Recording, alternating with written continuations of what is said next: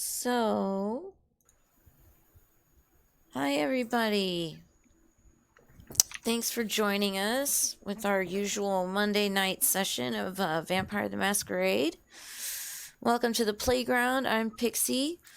I'm a variety streamer here on Twitch. I tend to play things like Final Fantasy XIV, horror games, visual novels, and on Monday nights I host my Vampire the Masquerade role-playing team. So, we've got Michael, our storyteller, here tonight. We've got Skot, who plays Idaho. Zack, my lovely husband, who plays Vic. And we are still waiting on Martha, who plays our Michael. So, how's everybody's week been? It has definitely been a week. I was gonna say we'll start off. We'll get started here because of the way that tonight is going to go. Okay. Michael can actually intro in a little late if need be. Perfect. So awesome. So welcome to our Vampire the Masquerade 5th edition Chronicle, Philly by Night. Tonight is our 15th session. Although we did just math it out, Yep. Counting all of the solo sessions that we have done in between for people and all of the actual sessions, I think this is 20. We said 21 or 22. I think you said 22. Wow. So this will be. We've been doing this for quite a while, and it has been. And it doesn't feel like it. Yeah, it really does doesn't. not feel like it We at started all. last week. Yeah. And just something that some of my viewers know, I'd usually show off my coffee mug of the day since I have a collection. So we'll get that out of the way. This is my Civil War Captain America mug. Pretty freaking badass. Nice. I know I've got some glare there. You got Cap, and then on the inside of the mug, we've got the logo. So mug of the day, guys, from the collection.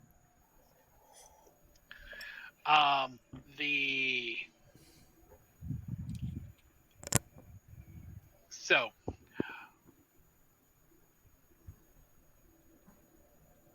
something that is applicable to all kindred and to people is the concept of time. Really quickly, Michael, right before we get started, I just wanted to say something that I don't address enough is that I want to make sure you guys feel, even you lurkers, feel free to jump in the chat and say hi. We are watching the chat, and we like to interact with you guys in the lulls between our, character interaction. So feel free, because, hey, and it helps me, right? It gets my chat numbers up. So even a hi or a what's going on, we're watching, and we will get with you. So just want to throw that out there. So let's get started. So, as I was saying,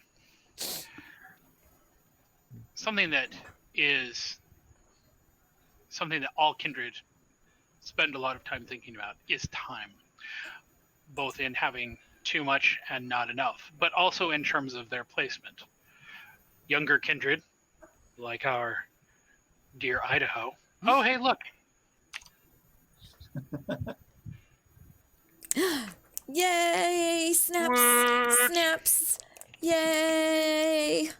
Looking adorable! Looking adorbs. Oh my gosh. I gotta keep up with you. I mean, come on.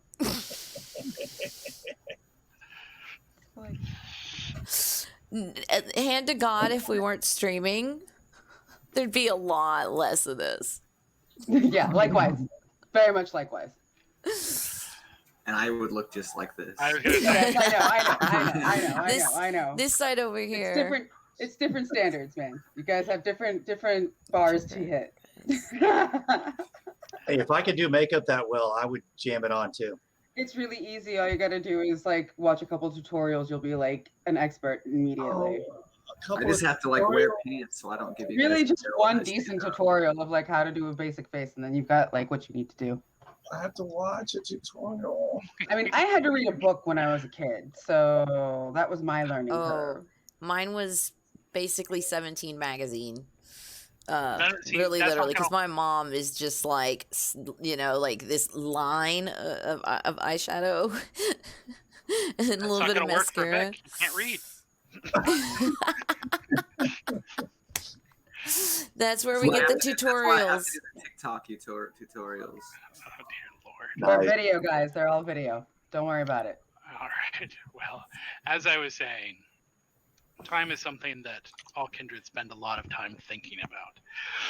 Both how much of it they have, how little of it they have, but also their placement therein. For the younger kindred, like our dear Idaho, their life is still divided between two places: what they had before they died and now what they have after. For some kindred, like our dear Mr. Starwell, life is very much about what has happened since, and not so much about what happened before.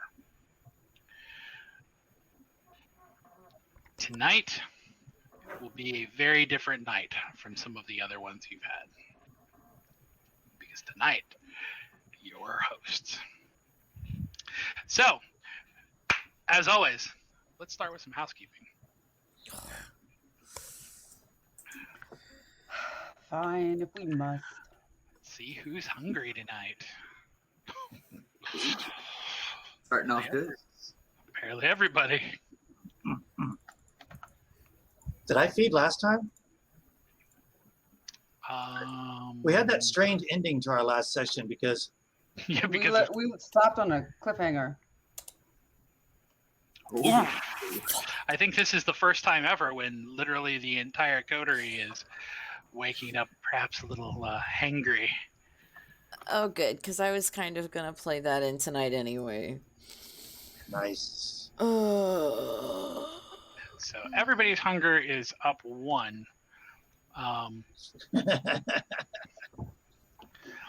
Which leaves some of you a little precarious. The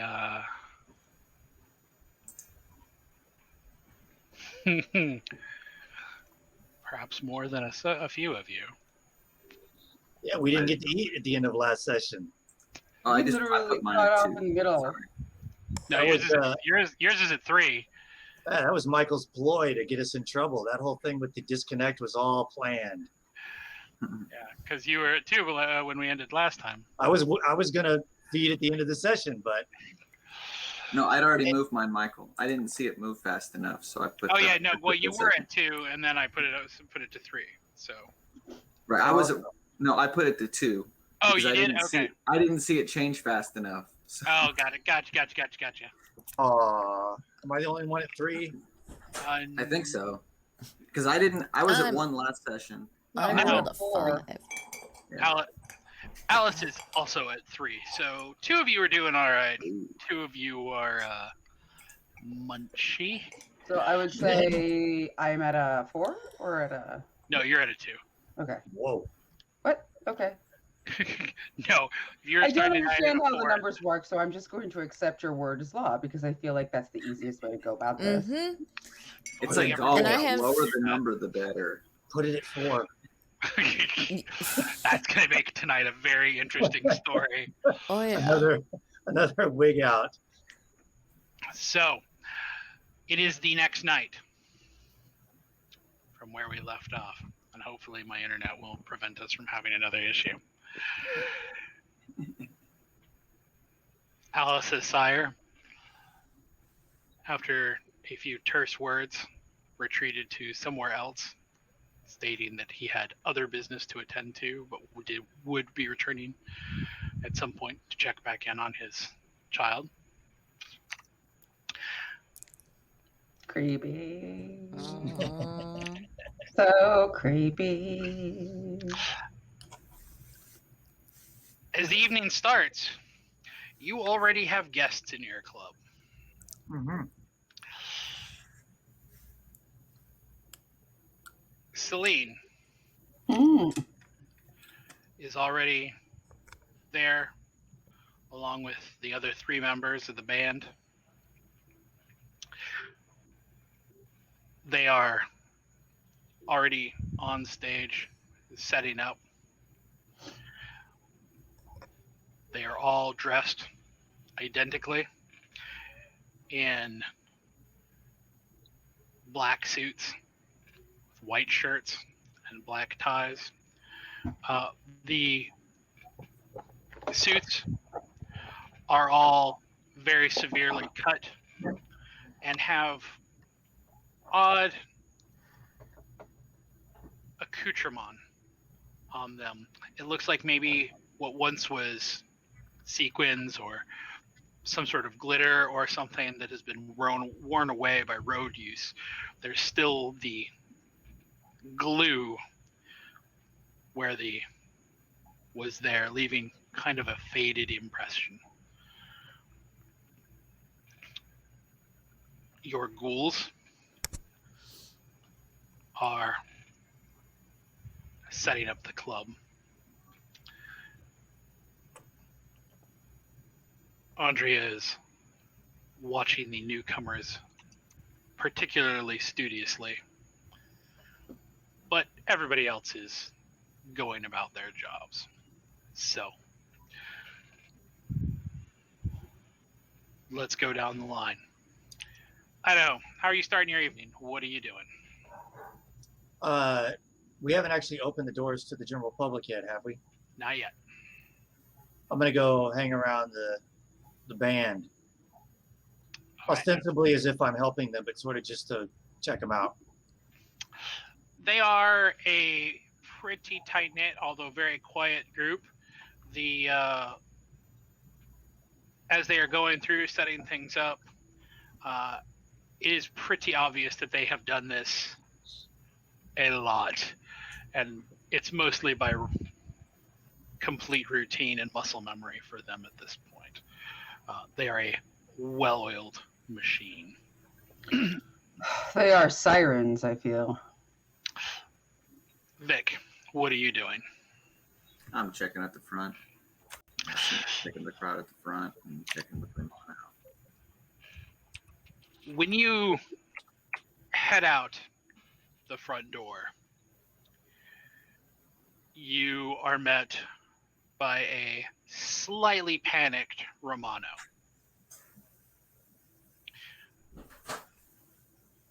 There isn't just a line outside. There is a crowd outside. Hmm. There are so many people outside that it is becoming a hazard for the road around the club. The hell? Fuck. Mm. Nice. Romano is looking at this. He's looking at you, Vic, and he has this look on his face like, what's going on? Raise the cover charge. Yeah, no, exactly. Let's raise the cover tonight. So let's take a quick step back and do a little bit of metagaming. Michael, what would cover normally be? It depends on the night. I guess, like, God, it's been so long. You have to think we're giving them 25% a door too, so in order to make that back. Right. So usually we'd say 10. Let's go with 20. Okay. So you're doubling your charge. For tonight, yeah. I mean, we don't have enough room for all these people, so maybe a price tag will keep the fire marshals away, Yeah. Very fair. and the band gets paid. Unless they just fail horribly, in which case you're gonna. We just get paid. We get paid. Yeah, you're getting. Yeah. We got to shove as many of them in before the band starts as possible. Hedge our bet.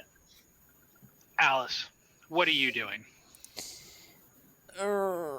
I suppose I'm helping set up the bars because if we're expecting that many fucking people, we're gonna need to make sure we're tight. Yeah, I'll have So- Romano text in and warn, let everyone inside know. Huge crowd. Expect the mass crowd. At the text, Andrea texts you back, specifically Vic, and says, "You need my help corralling the door?" Wouldn't be a bad idea. She reluctantly leaves the band to head out front to start beating that rowdy crowd into submission as only she can. Michael, what are you doing? Following up some loose ends, checking voicemails, checking on the status of that furnace, and checking emails. So, the furnace still, they're short on people. Work orders are long. They are still behind. They have already got most of the preliminary paperwork done with Moira. It's just a matter of getting parts in and getting it installed. So they are running behind, but that is still on deck. Emails are mostly business related tonight. There is a one-line email from Threnody about wanting to get together. Okay.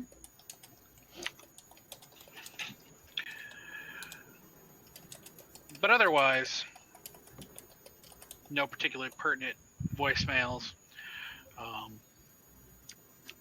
Something about how local liquor distributors are going to be raising their prices here in the next couple months and wanting your input as a local prominent business owner and so on and so forth. But in general, nothing too pressing. I'm gonna poke a bear and I'm gonna send a text message off to Carmine, not the older, the younger. Carmelo. Carmelo, yeah.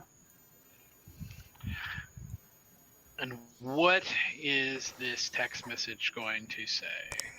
Something flirty with intent, showing that I would like to talk a little more about things previously addressed.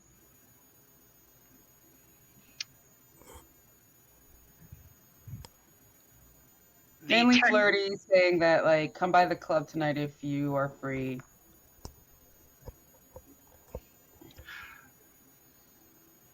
The text message comes back and simply says, "I'll be there."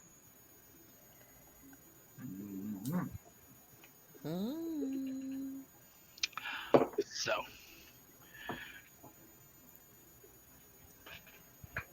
Idaho, before doors open, are you going to attempt to talk at all with the band, or are you just going to kind of hang out around them and just observe them while they're... No, I mean, I'll go to them and say, "Hi, I'm Idaho," and meet them, or try to meet them, and just kind of interact with them a little bit. Y'all need anything? You need just to plug you in, because so far your sound isn't going anywhere. Yeah, definitely like try to, get a vibe when they do their sound check, since they were so resistant to us hearing anything they do. Well, if we're letting them in, I guess we're not doing a sound check. Or I mean, if we're letting the people in the front end or whatever. No, we wouldn't be opening without a sound check. Oh. No, So you don't open a club without a sound. We do that stuff here. Yeah, especially definitely not. No. Sound check would have happened before the club doors are going on. So you can usually hear the sound check from outside the club if you're standing in line. You can hear 100%. The sound check. Well, in this particular case, they are not using the club's PA system. They have their own monitors and they've brought in their own speakers. Although, while they are fairly diminutive, at the first time that they plug in the amps and whatnot, everything sounds crystal clear. Presets are good. The acoustics sound surprisingly on point for literally having just plugged in the system itself. Drums sound a little flat at first, but it only takes about a minute before they Popping. are appropriately booming. Cool. Celine comes over, shakes your hand, Idaho, and says with a somewhat impish grin, "So how's the crowd looking? Gonna be an empty night, isn't it?" I don't know. I've been hanging out here with you guys. I don't even know what the crowd is like, which is true, right? I mean, I'm not playing coy. Idaho doesn't know. What I know, there's a big crowd out front. Were you on the group? You're on the group text message, I'm guessing. Yeah. Mhm. Okay. I'll look at her and go, and I'll kind of give her another impish grin back and go, "It seems like we've got a pretty big crowd out front. Do you know anything about why that might be?" She gives a kind of que sera shrug. She goes, "Couldn't tell you."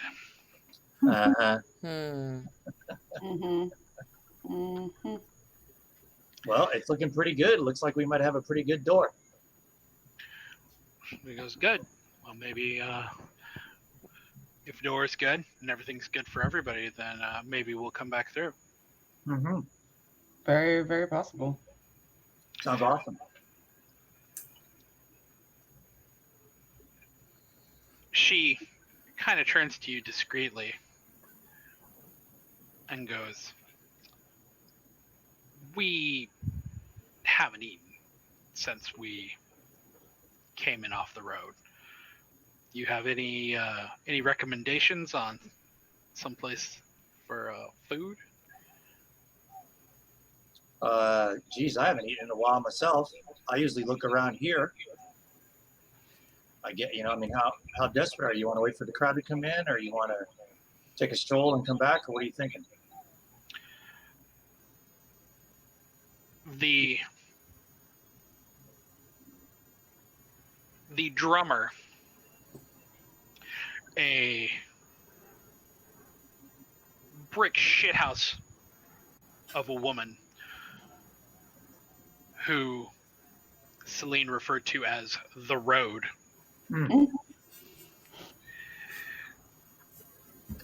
gives a dismissive, "Nah, I ain't hungry. I can wait."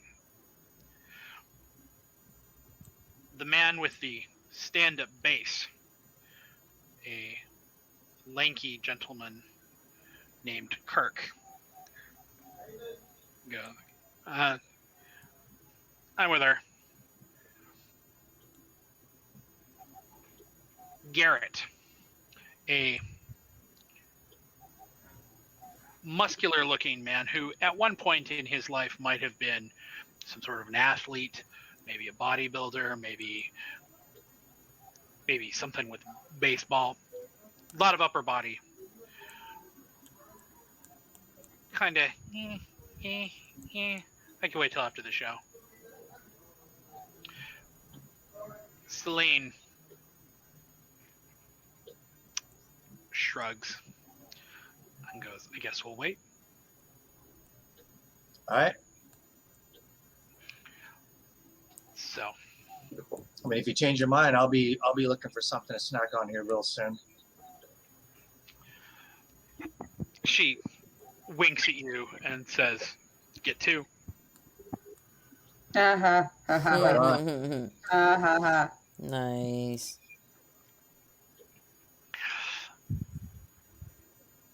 Doors open. It is a little nuts. The crowd is excited. The energy in the club is weirdly Beatlemania-esque. The crowd pays their $20 a person, happily even. You even hear comments that this is a reasonably cheap show compared to some of the other places that they've seen this band. So what, do they have like their own little following, like the Grateful Dead or something? Yep, this feels like Sirens in a cult. They should have no problem finding groupies to feed off of, though. And that's why they're waiting. They're waiting for the smorgasbord. Why have a snack when you can have a feast? Buffet. Yep. The people coming in are all in fantastically good moods. When they hit the bar, drinks are flowing easily, tip jar getting full. Nice. Lane makes an offhanded comment to you, Alice, that if this band, these people tip for this band the way they're tipping now, then this needs to be like a every night kind of deal. Right.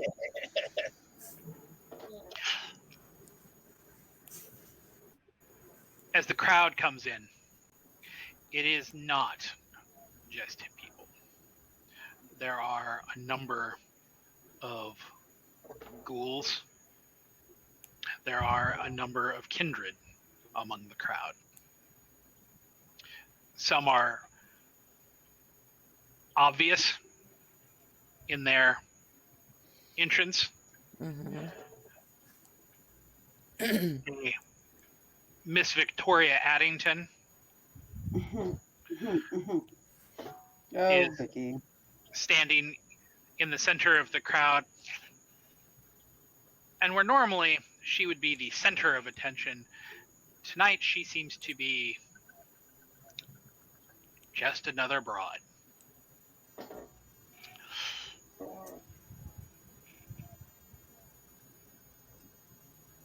Michael, you get a text from Seb. He is here amongst the crowd. He has texted that he is shocked you did not tell him who is playing tonight. Who was Seb again? Seb, that's one of the people from the farm. Seb would be your touchstone. Seb would be the very human-looking boy who looks like someone. Yes. Okay. Yes. Your touchstone is here. Who the fuck is this band? Do we even know their freaking name? I mean, how can we tell you we don't even know their name? Idaho. Yes. You see. Oh, geez, don't even tell me. A man. He is reasonably well dressed, older. 50s, maybe 60s. Dude reeks of money. On his arm is Abby. But I don't know who he is. You probably know what he is more than who. But you haven't seen Abby since that night a very long time ago. Yep. Okay.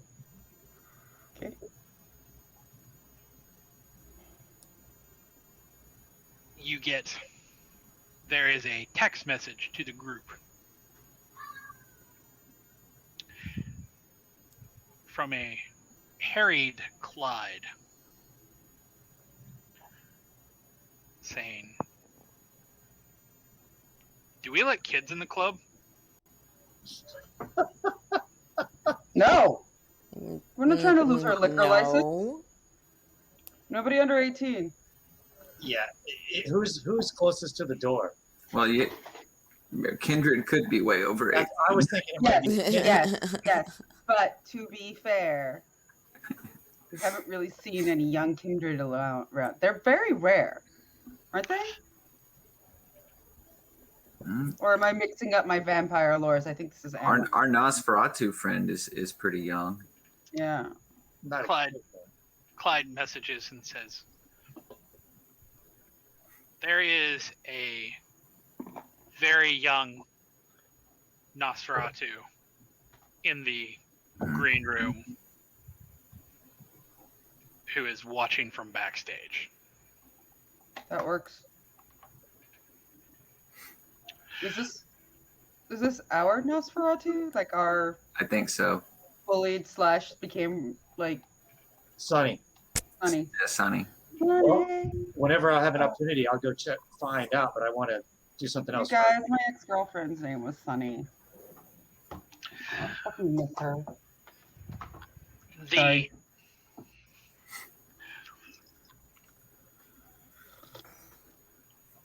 You get a text on the group text from Romano. It says, "Hey, that guy with the flyers is here again."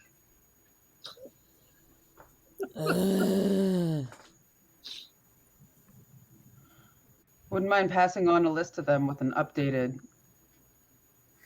like giving them some information, being like, hey, we were able to find out that these are like frauds. These aren't real, but everybody else is legit. Yeah. Romano says, "You want me to let him in, or you want me to?" Is Romano privy to the information at this point? I feel like I would have shared it with Vic and everybody. He's a ghoul. I think he would be in on Oh yeah, he's your information. Yeah, so he's pretty internal to the club workings and cleaning. Right. Sorry, I just literally had a brain fart. It's what you just witnessed go across my brain face was a brain fart, which like I was thinking and then it just went. What are we talking about? The guy with the flyers. All right, yeah. Let Romano. No, I do it all the time. I really do. Like I have memory problems from being on like neurological drugs. So Zack is privy all the time. We'll be talking and I'm like,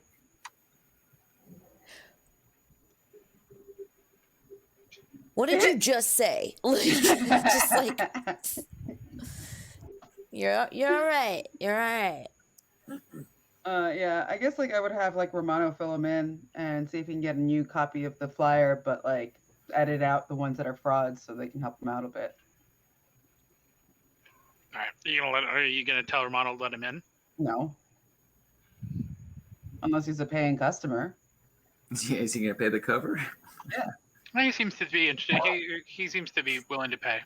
Oh yeah, I mean shit. Anybody who wants to pay cover and is 21 and over with like ID wise, not a kindred, comes in.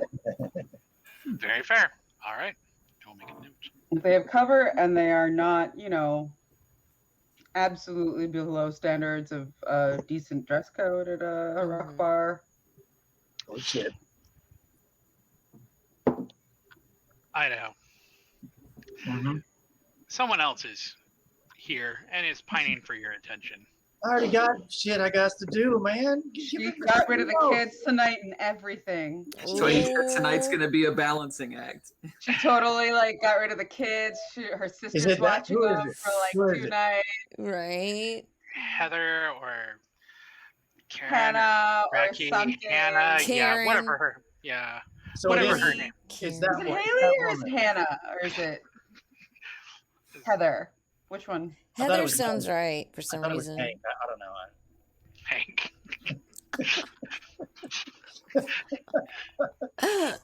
Idaho didn't pay that much attention to the name. Oh, yes, she is here. Heidi? Harrison? Yeah, there's a good one. So, yes, she is here and she is pining for your attention like a puppy dog.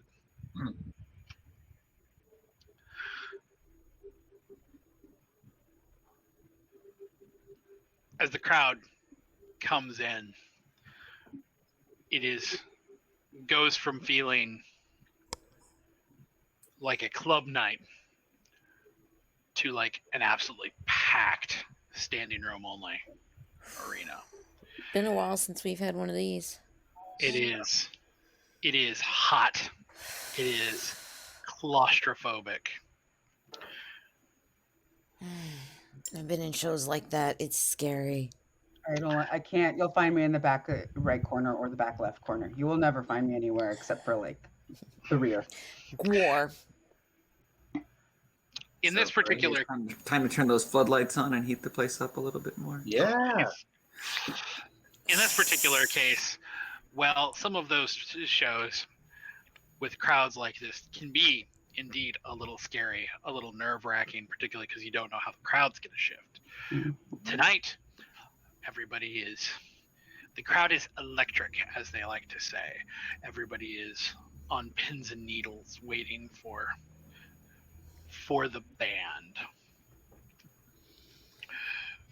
Wow.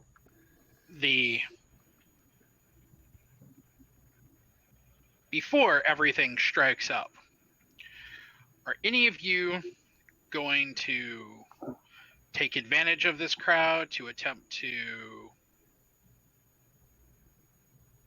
feed, to go hunting? Are you going to take advantage of this time period to go talk to some of the guests that are here? Yes. Okay, so we got one yes. Anybody else? Yeah, I'll feed. Okay, so who is being eating and who is being social? I'm actually helping Romano at the door. Yeah, I'm gonna. As big as a crowd as it is, I'm probably gonna stick at the door until we at least cut people off, or I'm pretty low.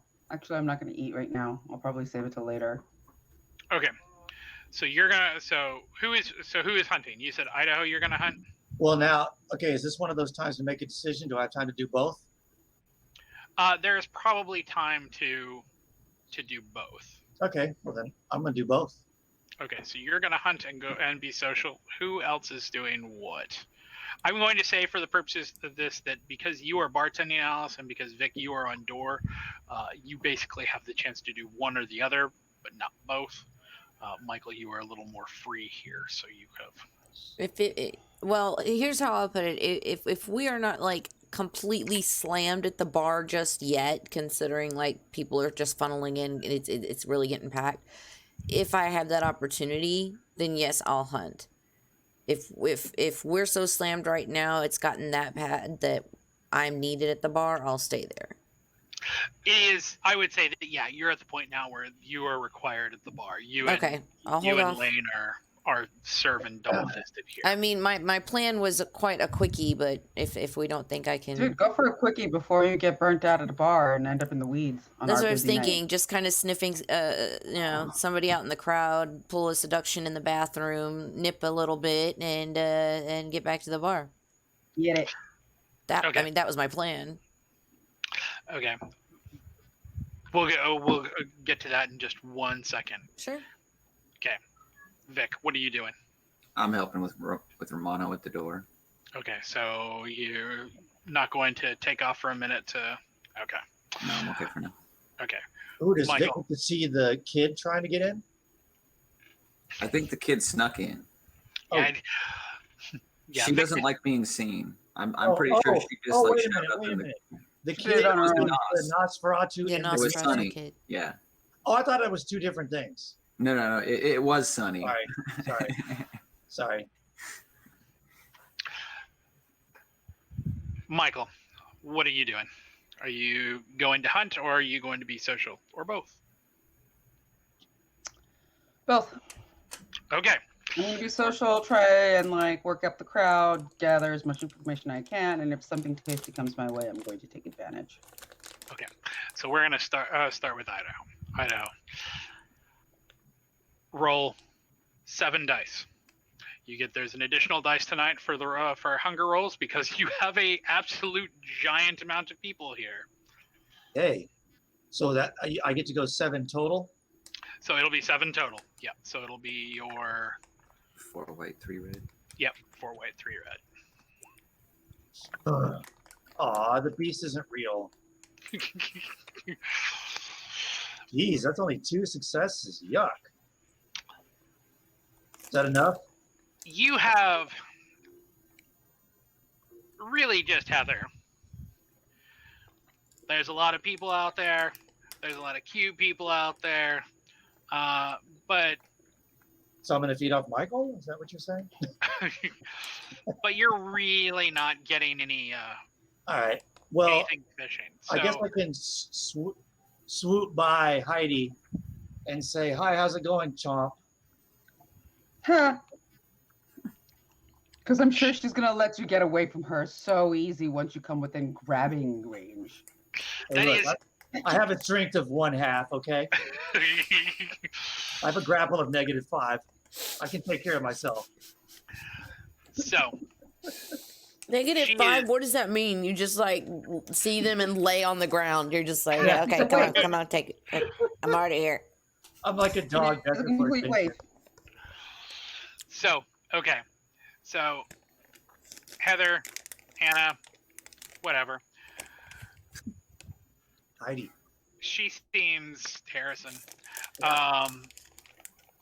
she seems a little offended that she feels a little bit kind of like, oh, I'm the last choice here. She doesn't complain too loudly. How could she possibly say that? When Seems like you're like the first one that you go to. Yeah, she was my first she's choice. like the first one he goes to. It's like early in the evening. That's it. You know what? Forget it. That is way unacceptable. Like, girl, I like came and said hi to you before the band came on. Yeah, I'm not even drunk yet. Like, what are you complaining about? I'm gonna go up to her and say, "Hey, Heidi, Heather, Hildegard." Oh God, don't do that. Don't do that. You might get shanked, and then that's gonna be like a breach of the Masquerade right on the dance floor. I'll just go up and go, hi. No. So what are you doing here tonight? Do you know about this band? She's like, no, I was here to see you. Oh, well, here I am, Tom. That's about how it goes. Wow. No foreplay or just call this man Jaws. Wow. I'm distracted. I want to go talk to Abby. So, how much are you going to drain? Just a dot, just enough to get the edge on. So you bring your hunger down to 1. I thought it was a 3. Or down to 2, excuse me. You bring your hunger down 1. Misspoke. Okay, gotcha. When you pull away, her eyes are kind of glazed over, and she's kind of handsy on you already. She seems like she's definitely down for more, and it definitely takes a moment to extricate yourself from the octopus known as Harry. Harry octopus.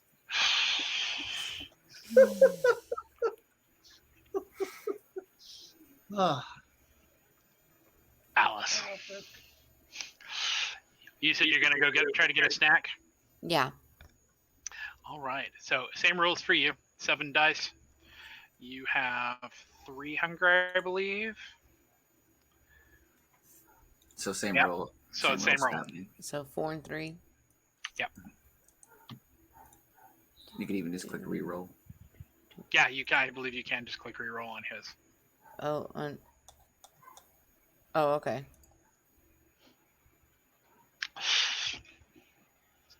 Whoa. How strange. We got the same result. You have a slightly different problem. Your problem is not that there are too few people, it's that there is not a really good time to pull somebody aside. You do find someone. He is decidedly not your type. He is wearing kind of Genko style baggy pants. No, did you literally just say Jinko? Those don't really exist anymore. Oh, yes, they do. Not true. They made a comeback. Yeah, they made a comeback like 2 years ago. Not enough to be referenced. Unfortunately, the new styles just don't add up. I was a fan. I had Jinkos. I was a rare kid. So do I. I have the pictures to prove it. Yeah, and the new ones. I recognize the pictures when I look back and see the miles of denim attached to my hips. I have to admit though, I would have thought with our dress code, that kind of thing might have gotten the guy turned away, or we just like kind of throwing that to the wind with the concert being a special event. No. We are still snarky bastards. No denim? I mean, I can get behind it, but that's, Well, I mean, at least like, not looking like I mean, like we have some standards. Is it black denim? I mean, that's the real question. No, it is. Anyway, so Jinko guy, not really my type, but what? I pull him in a booth anyway. But, his eyes, his pupils are so blown out that you are surprised at the fact that he is not only standing there talking to you, but being coherent. You could not tell in the dark of the club without a good hard look what the color of his eyes are other than black. Wow. He's probably rolling his balls off. When you sink your fangs into him, there is the delicious taste of ecstasy, yes, but also cocaine. I'm so jelly. Whatevs. He's my guy. Not your taste, as it were, but your taste. Mm-hmm. So the question is how much are you going to drink from this guy? I don't want to have to play cleanup, goddammit. What would be just enough to kind of make him kind of pass out in a booth, kind of make it look like he's kind of sleeping it off? Well, if you wanted to drain 2 from him, that would be no more than enough to put him on his ass. But he'd still be okay. Yeah. Let's go for it. Okay, so you're gonna go all the way. You're gonna go all the way down to 1. Nice. So he is all about it, between the cocaine and the ecstasy, and then the kiss on top of it. Dude thinks he died and went to heaven. He is. This is maybe the defining moment of his entire life. Dude's not even gonna stay awake long enough to hear the band. And he's gonna say it was the best show he's ever been to. Right. Yep. And so. Oh. And Food's here. Food's here. And for what it's worth, it's not a bad start for your evening either. Oh hell yeah! I'm feeling good now. So you are indeed feeling good. You are riding that edge. You can feel both the cocaine and the ecstasy in your blood. You are happy. You are fast. You are bulletproof. And this is your bar. And this is a good yes. night. Michael. So you said you both wanted to feed and socialize, correct? Yeah, I want us to like pump up the vibes of the crowd. Like everybody's electric. I just want to like feed it a little bit, Okay, so you're going to see. So you want to start off being more social first, rather than going straight for hunting. So as you're navigating through the crowd, you're doing the shaking hands, kissing babies thing. Yep. A number of people are. Regulars or semi-regulars are all super happy to talk to you. They're, surprised that you're letting the band in, that, you haven't done shows that they're, like this before. And, with like that, I start like asking questions about like, oh, you've seen them? Like tell me like what their other shows has been like. So something that is in common with all of the things that you talk to about people is that none of these shows, there's never a there's never a set list, as it were. Their songs are never the same. They have kind of a cult following. People don't ever really know where they're going to be, So it's all word of mouth, but there are online chat rooms that have been set up around this band. There are, there's entire little sub communities in varying cities that are set up as like fan things, so that whenever these people show up and even word gets leaked out that they're here, then suddenly it's a huge event. Although it seems so weird that they aren't like signed to anybody. Like nobody really understands. They're like, why is this band not being elevated? Yeah, why do they not have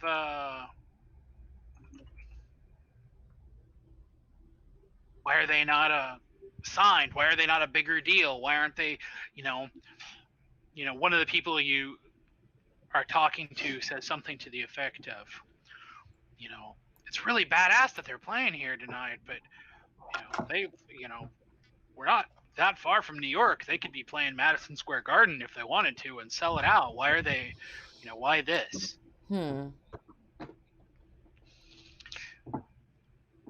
As you're walking through the crowd, you stumble across, or perhaps intentionally, Victoria.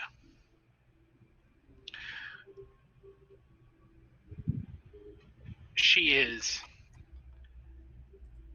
more casual than normal, or as casual as you can possibly be when everything you own is couture. I mean, there's such thing as $500 t-shirts, so... Supreme!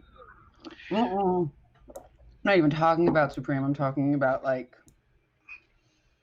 another level. She is oddly not surrounded by her usual entourage. In fact, she appears to be mostly alone, although there are several people of both men and women in about a 5-foot radius around her who very obviously want to fix that problem, but she is decidedly by herself tonight. I go say salutations to my fellow Rose and an old friend. She gives you a hug and says, well, it seems like this has filled out your little club here quite nicely. It's definitely giving us a nice little boost. She goes, now, I couldn't possibly tell you who clued Celine into your club, but I am sure that they are very happy to see that you are happy and successful.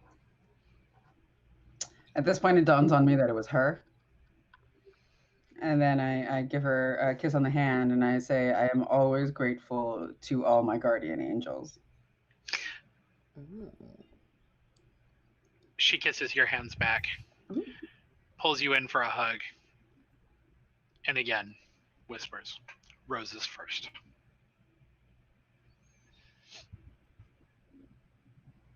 At this, you both spy a woman. She is not dressed nearly as nicely as either one of you, but she has this starstruck appearance on her face. She kind of shyly slides forward and brave girl. It's like watching Adam and Eve together.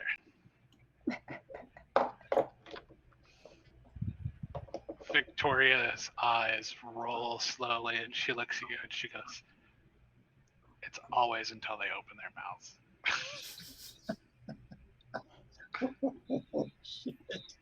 So true. It really usually is. It really always is. It's like, oh no, you had to speak and you ruined it. Jessica Alba. Why did you break the spell? Victoria pulls her in between the two of you, and there is a bunch of people. Like, you can feel the eyes and the jealousy and the Why did she get to touch them? yeah. I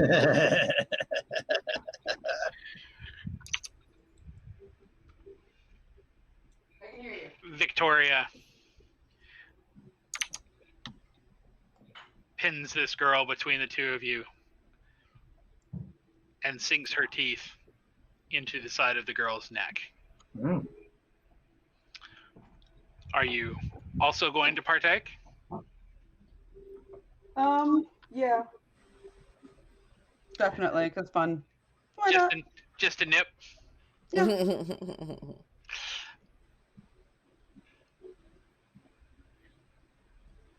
This girl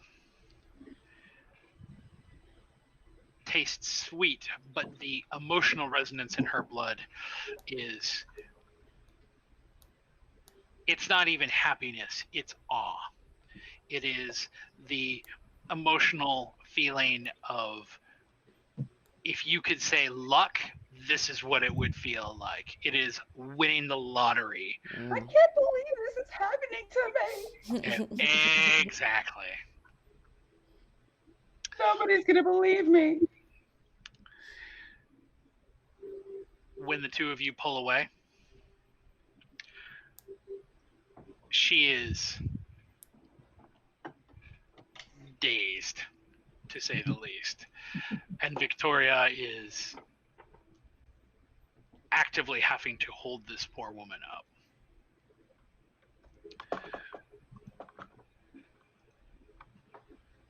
She looks at you and she goes, "See you after the show." If I can catch you.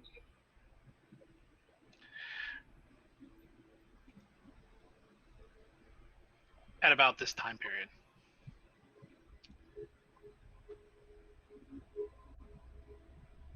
the road walks on. Oh, yes, Idaho? I also wanted to eat and socialize if I could. You ate, remember? Uh-huh. You just ate. Yeah. I know. Oh, you want somebody else but her? You're like, No. seconds. No. I did not. That was not what I intended. Oh, you for didn't my Second socialize. breakfast. That was not my intent for my socializing unless I ran out of time. Ah. We're going to come right back to you. Okay.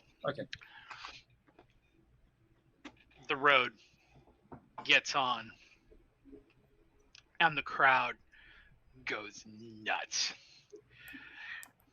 People have phones out. People are talking about themselves. There's a smattering of applause that goes up.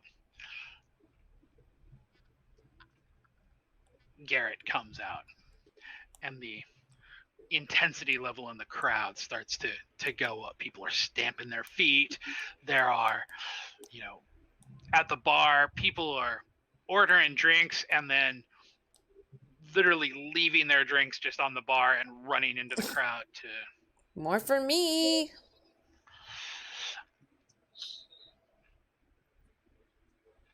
When Kirk steps up, he does a quick double tap with the base of his hand on the base, and the place goes fucking nuts. Like, these people haven't even played a single note, and the club is in their hands. You're muted, by the way, Michael.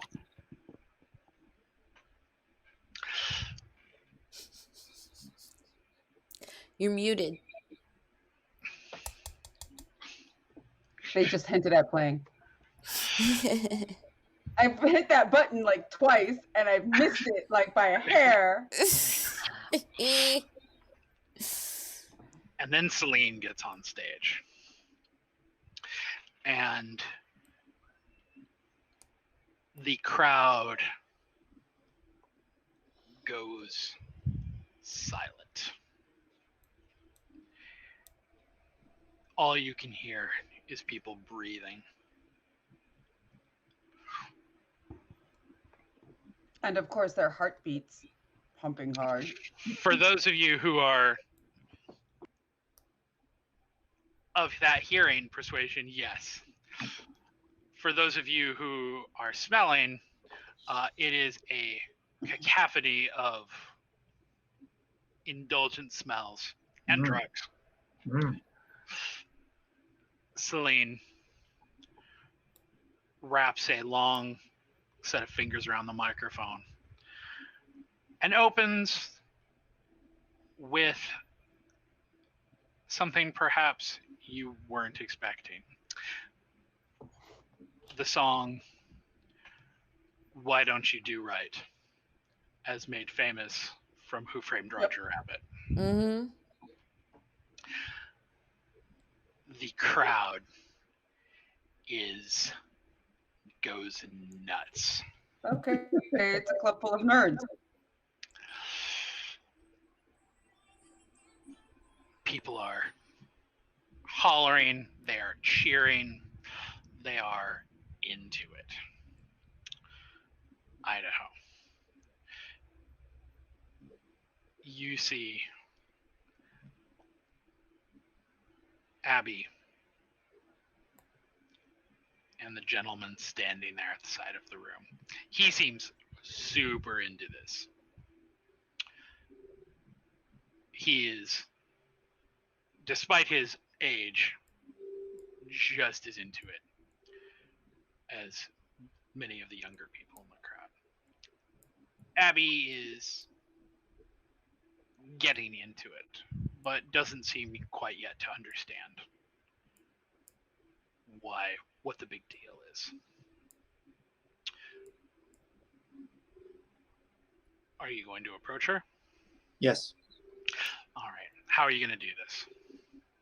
Well, I guess I'm going to come in obliquely since the guy is, I suppose, reasonably focused on the stage. So I'm just going to come up behind her and kind of pop into existence and kind of give her a little nudge and go, Abby, what's up? When she sees you,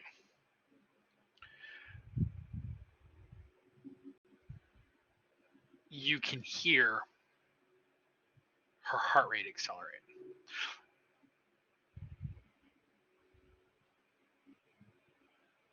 Her jaw drops. She throws her arms around you and then steps back.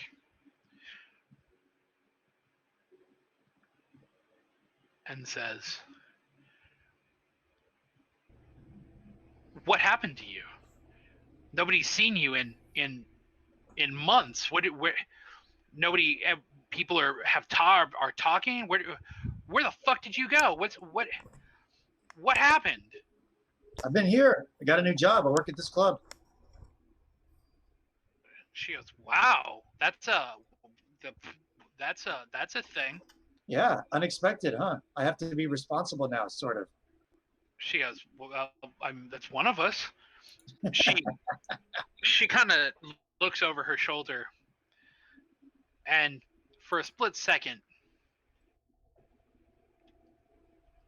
you see discomfort, maybe anxiety, and then it's gone. Okay. And she is looking at you again. I say, so what's with, and I mean, I'm going to do it in a way that, not to draw attention from homeboy. I'm saying, so who's your date? What's with this guy? She goes, "Job's a job." All right. Well, hey, now, do I know, is he human or kindred? He smells distinctly human. Okay. All right. And his blood smells distinctly plate of blood thinners, so he is also not a human in particularly good health. Oh, I could take him. Maybe. I'll bring Vic along. Anyway, so so she's working. She's working. Yes. Yeah, it seems like she's working for the evening. Yeah, so I'll just say, hey, if you need any help, if anything goes south, if there's anything out of the ordinary, anything you don't like, you text me. You let me know. You flag me down. You throw a drink at my head, something. Or even come here. No, I mean like tonight while she's with the dude. She pulls out her phone and says, I don't know that I have your number. Seriously? It's 1-800 Idaho. Everybody has my number. Anyway, yeah, so unless I changed my phone after being embraced, I kind of thought she would have had it, but whatever. Here it is. Boom. Okay. She takes it. And look, and I'm also going to say, I'm kind of going to sort of point out the staff. Say, and if you can't find me and you need anything, just run to one of them and just say you're a friend of Idaho. Okay. So you are going to, basically just people who are nearby that you can see. Right? Yeah, I'll just kind of go, there's, and there's that person. And that gigantic shadow over there is Vic. It's only one person, even though it looks like he's three guys in a trench coat or whatever. Running gag. She seems very, very happy to have this kind of backup information available to her. She gives you another hug and then says, well, I need to get back to work. She kind of gives a little bit of an eye roll and says, but let's catch up before the night's over. Yeah. Look for me. Dude has not even noticed. Dude is focused on the band. They are 2 songs in now, and the crowd is in their pocket. Oh.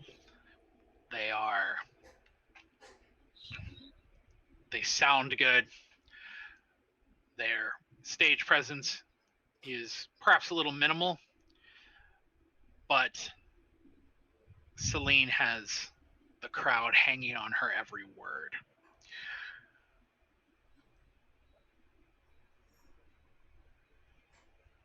Is she singing Fever, or I Put a Spell on You?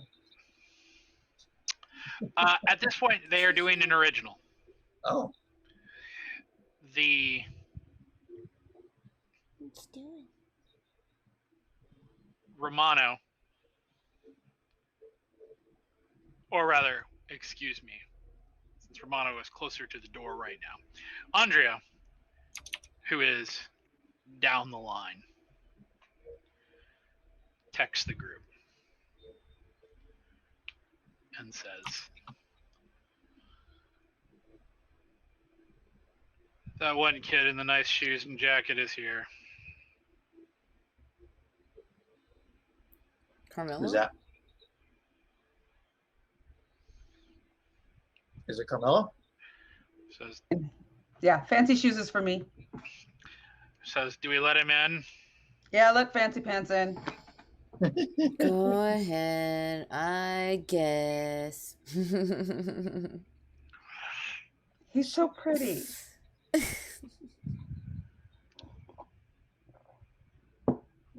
Carmelo walks into the club. He is maybe the only person there who doesn't seem to be under the band's sway. In fact, he seems annoyed at all of this. He is not dressed for this kind of event. He is in nice loafers. He's in nice pair of khaki pants, a very crisp shirt, a nice jacket. He was not prepared to be among a mass of sweaty people. I suppose this is not his usual crowd. Yeah, that's a little bit of an understatement here. I read this on his face, say the exact same thing that Al just said, and say, I can dress you up appropriately if it'll make you more comfortable. No, I'm fine. I'm fine. Mm-hmm. He's like, thanks for the invite. Thank you for coming. I like to keep up appearances with business associates. You know how it is. Oh, I didn't think it was just business associates. Oh, I mean, Uh-oh. Getting a little nervous. Business before pleasure.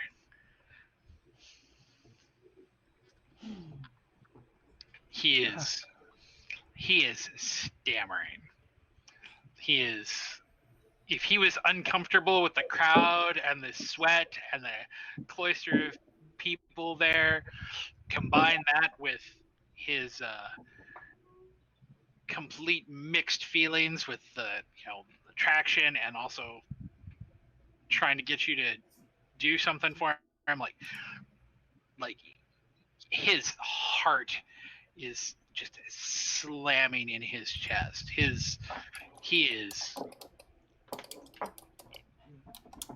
You are thankful that he hasn't done any cocaine tonight, because you are pretty sure that you might have just killed him.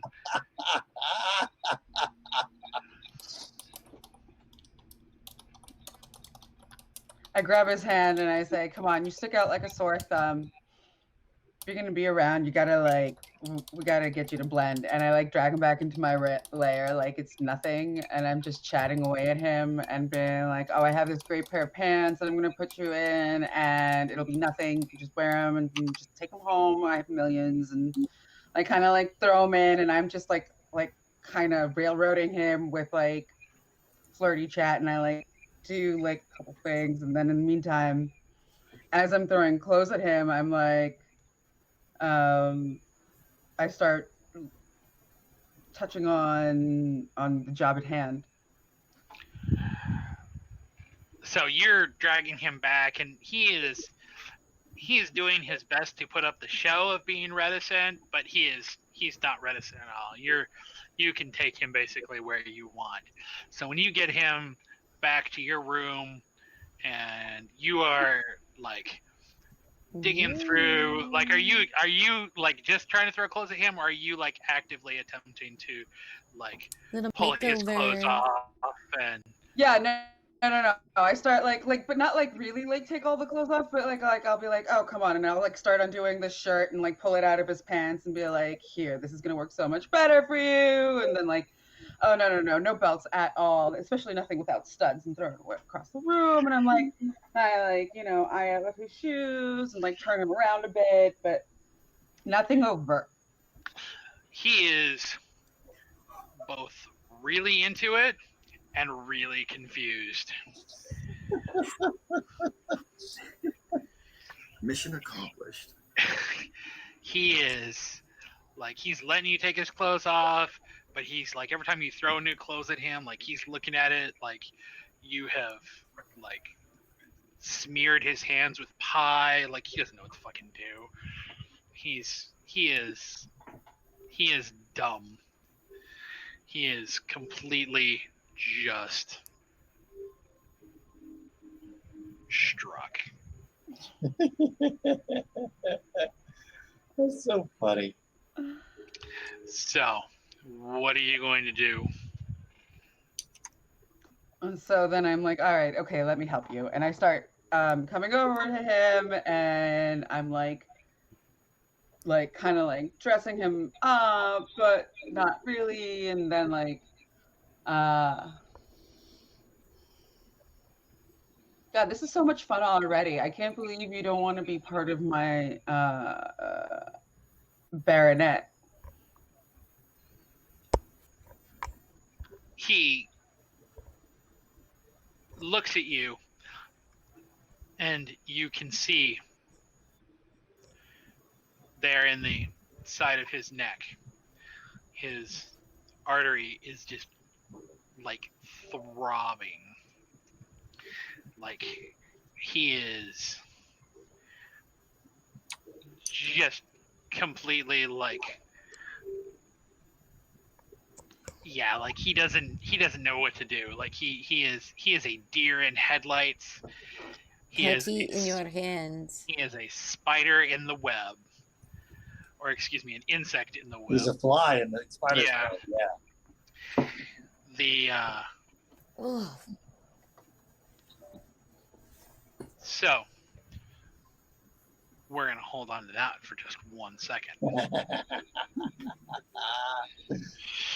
Always with the cliffhangers, man. Good storytelling, man. You watched a lot of Lost. I'm telling, right? You watched a lot of Lost. Never seen a single episode. Oh Jesus Lord! Reading will do this too. So, Vic,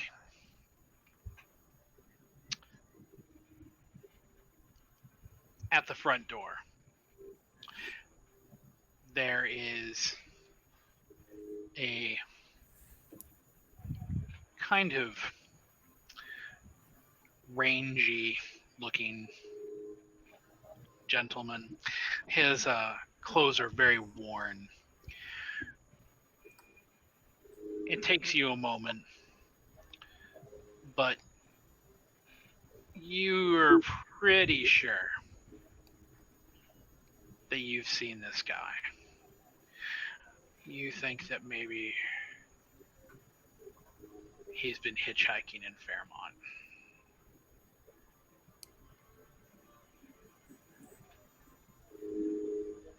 He is not dressed even remotely appropriately for the club. His clothes are ragged.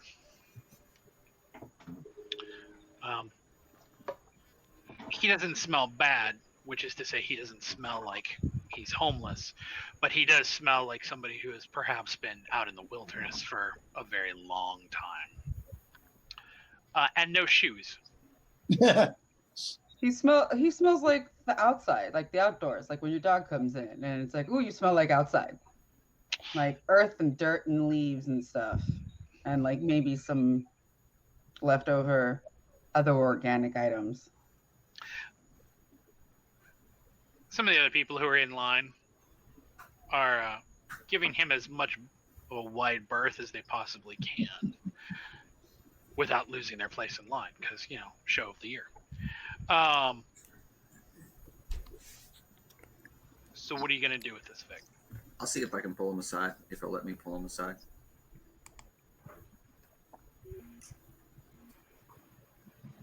He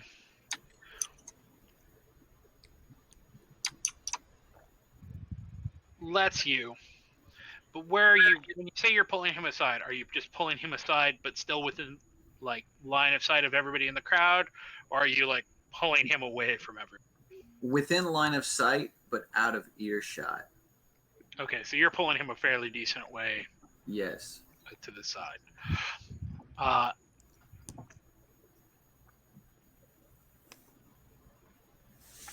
He lets himself be pulled, but his body language to you says he is unhappy. Why you always gotta like select me, huh? Why am I always there? Yeah. Just wanted to let you know I can't let you in the club dressed that way. Or smelling that way. The boss won't let would not look. We have a strict dress code. Also, you look familiar. I think I've seen you before hitchhiking out on Fairmont.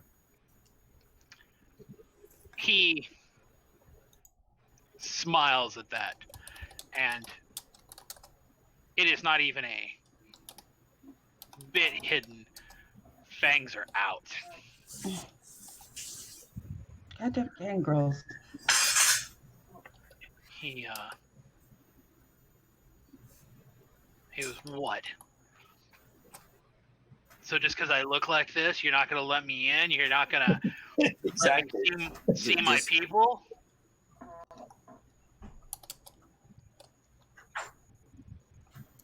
And unfortunately, that's club rules. I'm just here to enforce them.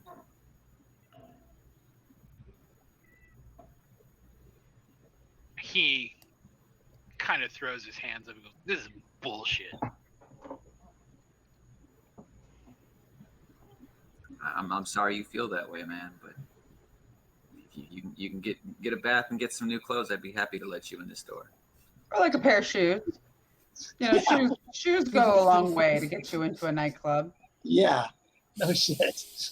I mean, it's one half of the no shoes, no shirt requirement. I mean, come on. This is a health risk. Ocean would have our heads. He looks like maybe he's got to start some shit. And then just, fine, fuck this. And storms off. There's a smattering of applause from the people who are still in line. They no longer have to smell him. There's always that. So, this is an excellent point to take a quick bio break. Okay. Let us take, say, come back at just before the 10. All right. Yep, sounds good. We always say that, but it's always an extra 5. So, but yeah, everybody. This is how you wrangle cats. Yeah, my baby. I finally got the cat tower in here, so we have kitty cam now. But we share one bathroom, so right. All right, everybody, we'll take a break. Go get yourself something to drink, get a smoke, whatever you need, and we will see you right back here. So thanks for sticking with us.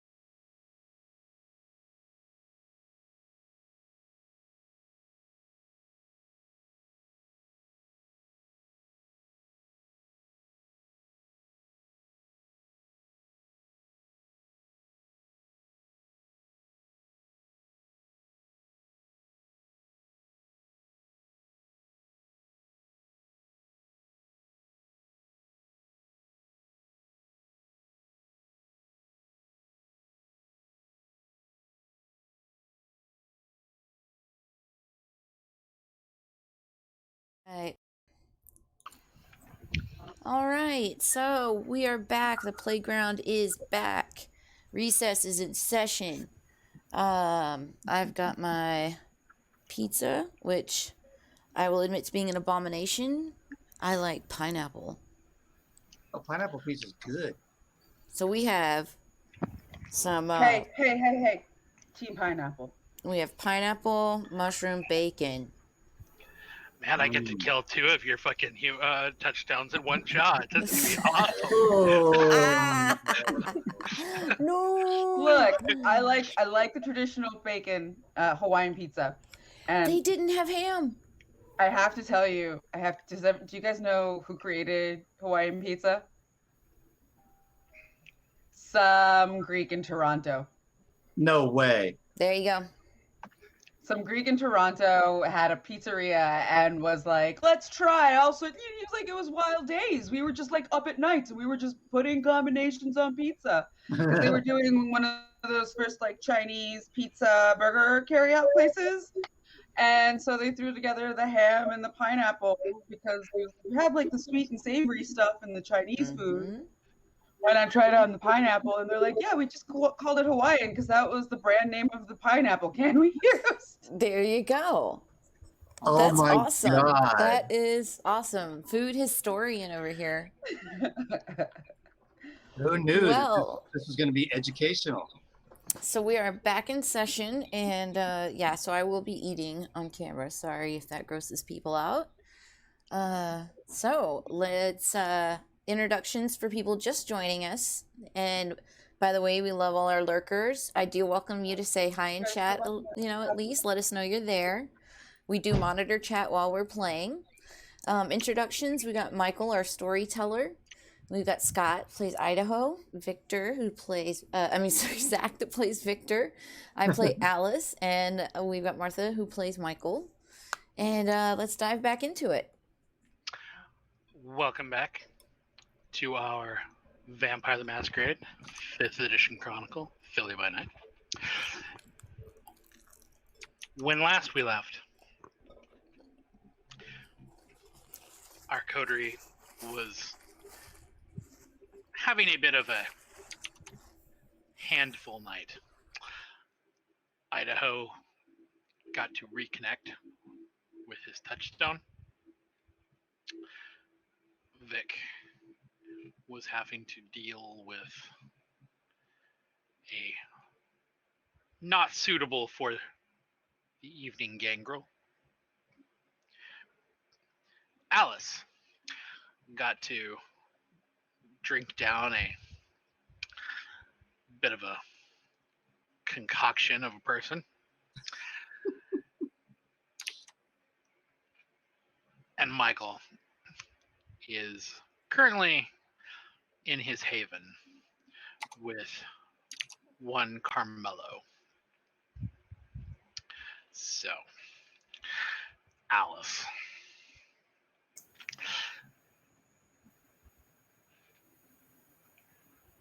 The bar is absolutely slammed.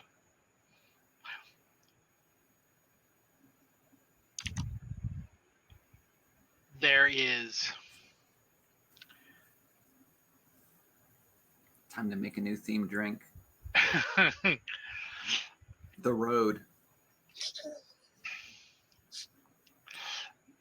It's big and chunky. Lane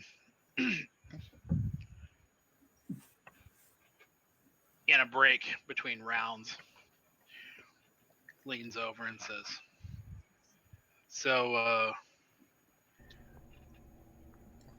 hear any more from either of your girlfriends? Nothing more than weird cryptic shit, that's for sure. She goes,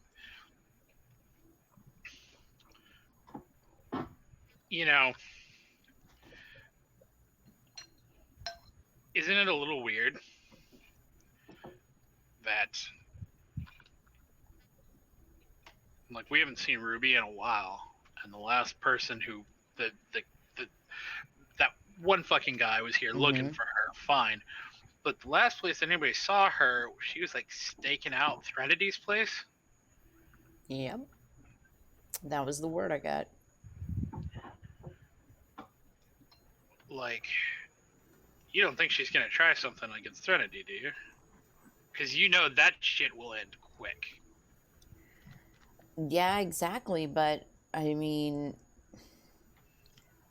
it's getting to be a piss poor situation when my texts are answered with cryptic songs on a list. I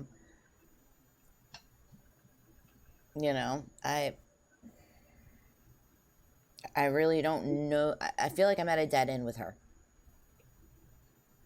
Well, what do you want to happen?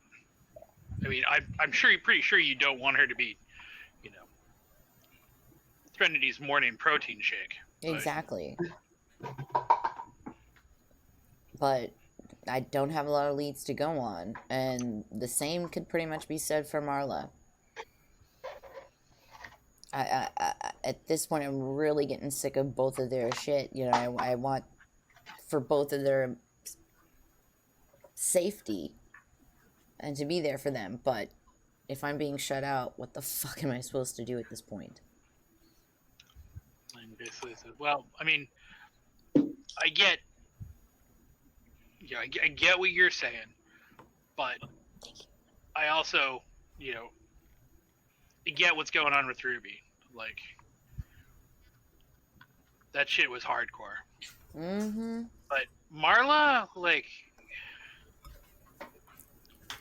running from town to town, like, that just sounds like a fucking bucket of crazy. Mm-hmm. There's history, so I mean, Yeah,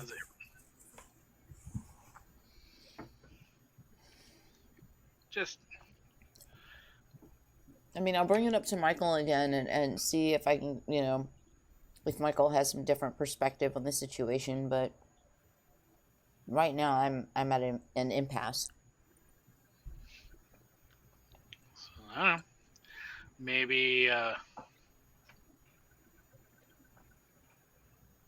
Maybe some of us ghouls need to go looking around during the daytime and see if we can't find Ruby.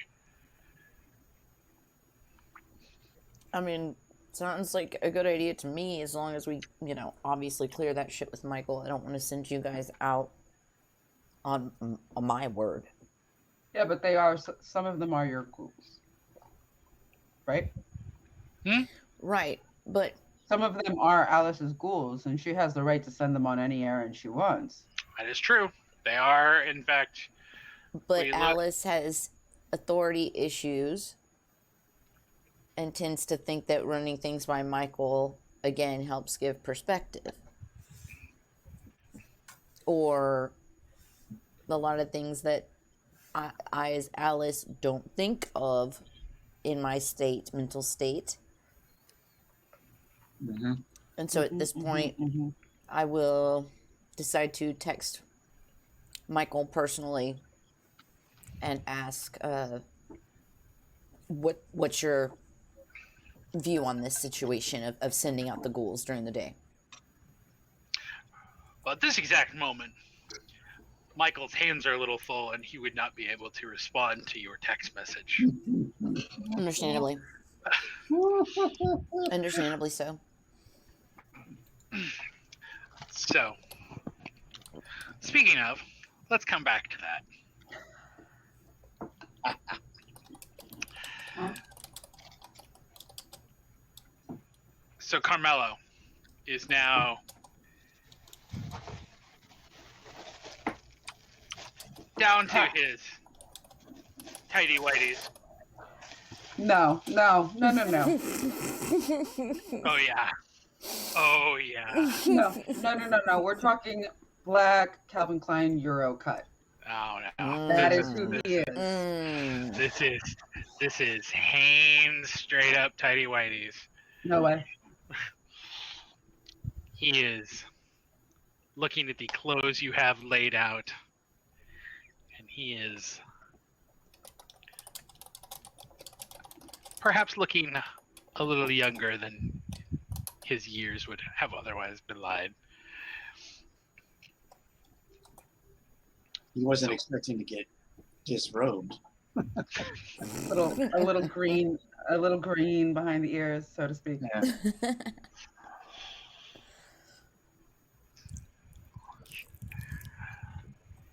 So what are you gonna do?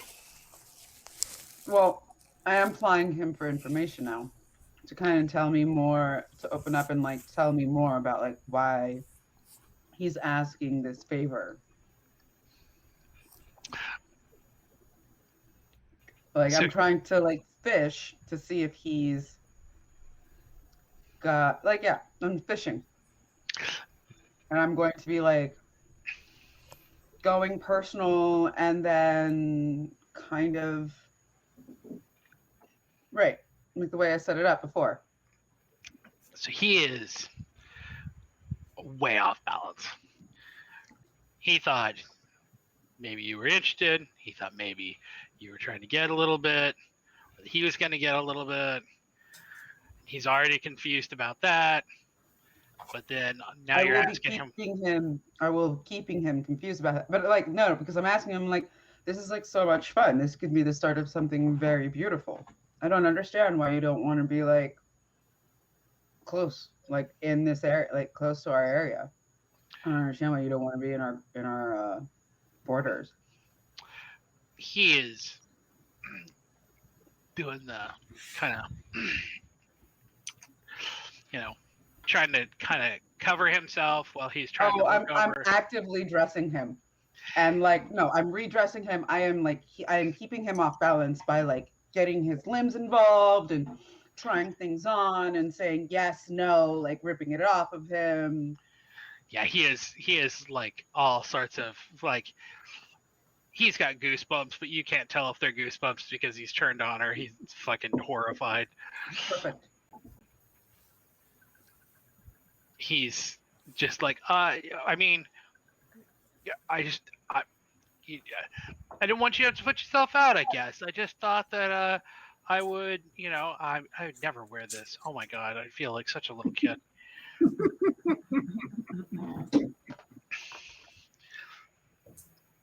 Okay, I get it. A little bit more butch and rip it off of him. But I think your like ass looked perfect in it. Accentuated everything. So now he's like trying to cover himself up while he's also like trying to look over his shoulder at his own ass. He's a mess.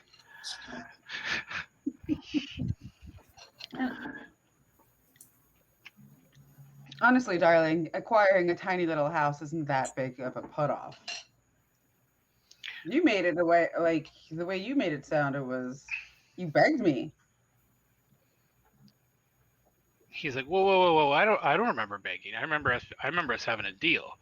I remember that we made a deal and that you were gonna go drop it and it was gonna be cool and then I was gonna pay you. Honey, we both know that you wouldn't have come out of your way to oppose your uncle if it wasn't something really important to you. I mean, we can't say. And I just don't know whether I should be hurt or not. And then I start dressing him, and I'm like, "Have you ever considered eyeliner?" He's like, no. I mean, yes. Wait, what question are we on? I don't understand. Poor guy. I think we're gonna try it. And I like grab for like some eyeliner and I like push him on the bed and kind of mount him and I have his hands in my face. And I'm like, all right, stay still. And now I'm like asking, I was just like, what do you want? Between the issues with him feeling, like he's pinned down on the bed, you're trying to do eyeliner on him, he's in his tighty whities. He is doing everything. We found pants so far. We're still, but yes, we found pants. He is doing everything he can to try to put on the straight face that he can, but no, between his obvious muscle rigidity and him kind of he is at this point maybe not thinking with the big head, if you're getting what I'm talking about. Good. The tighty whities are even tighter. Yeah, starting to lose blood flow in the legs. There's not enough blood in the brain to keep his cool. I keep lobbing like prying questions to him, like quietly prying, like, what's your investment? Like, what's like problem? Like, I saw what your uncle can do. That's a hell of a thing. At the mention of what his uncle can do, for lack of a better way to put this, any rigidity goes away. Oh. He says, "What do you mean? What did you see? How do you see? How do you even know?"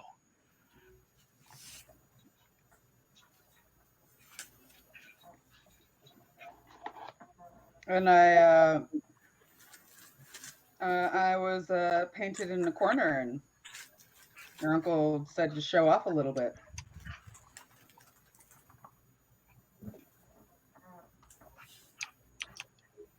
You see the color drain from his face.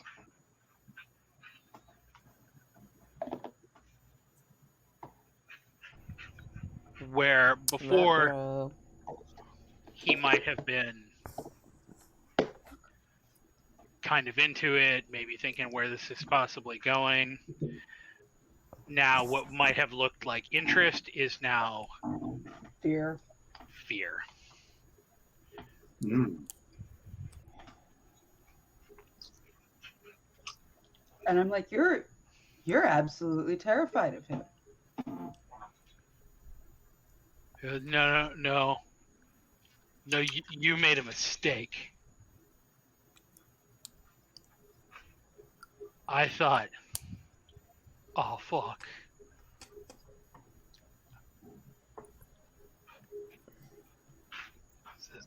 I thought when he was boasting about having a baron in his pocket, he was talking about that bitch. That bitch? Which bitch? Threnody.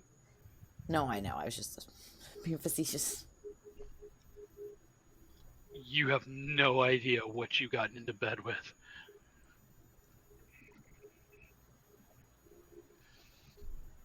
Well, it seems like you're gonna have to start talking.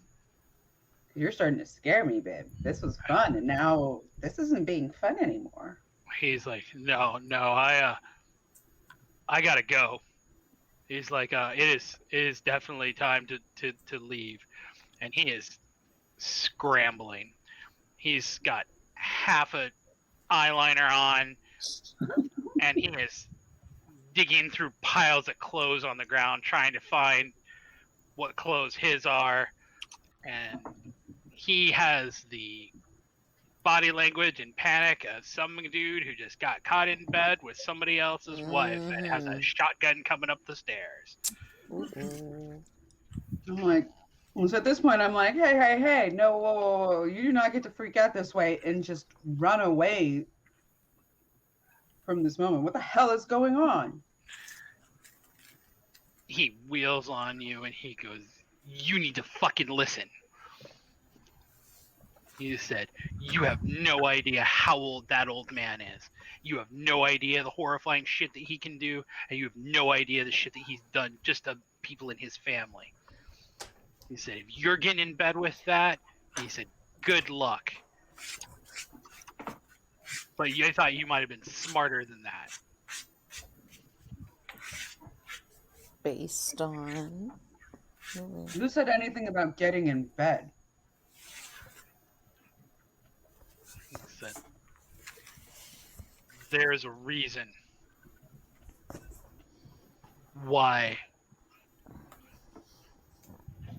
Charles and all of them won't go anywhere near him. That he is bad news. He said, if you owe him, you are probably already in too deep. Mm-hmm. He still owes me.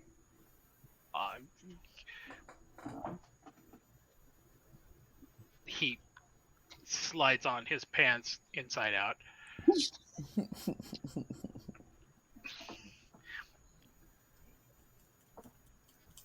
He's like, listen, just take me up on the deal. Fuck off on the whatever he wants. Tell him you can come up with it. Tell him you didn't want to do it. Tell him come up with an excuse. I'll still pay you the money. And then we'll figure out some way to deal with what you owe him.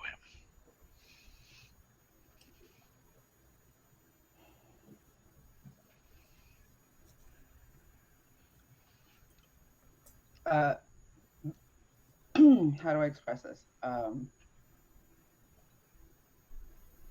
I still haven't really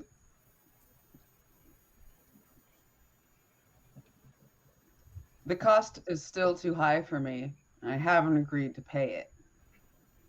So you need to put some ice down your underwear and turn your pants back right side out before you get arrested outside.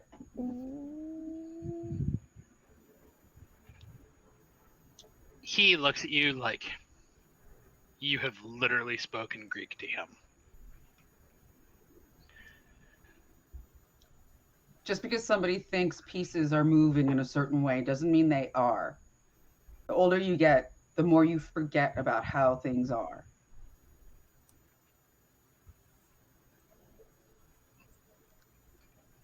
He looks at you and goes, Carmine doesn't forget anything. I'll bet you he forgot his humanity.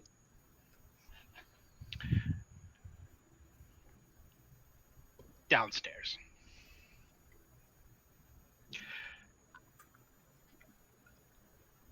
Idaho, what are you doing? Well, if I have a bit of free time, I'm going to go to the green room. Ah, yes. When you get to the green room,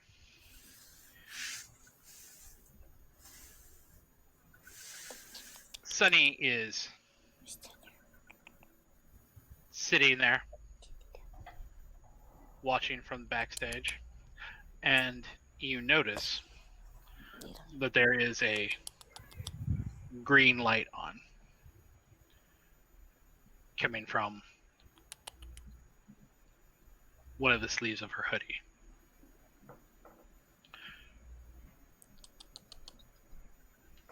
When you come in,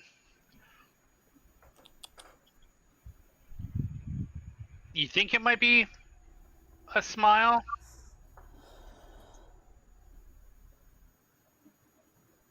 It's hard to tell with that many teeth.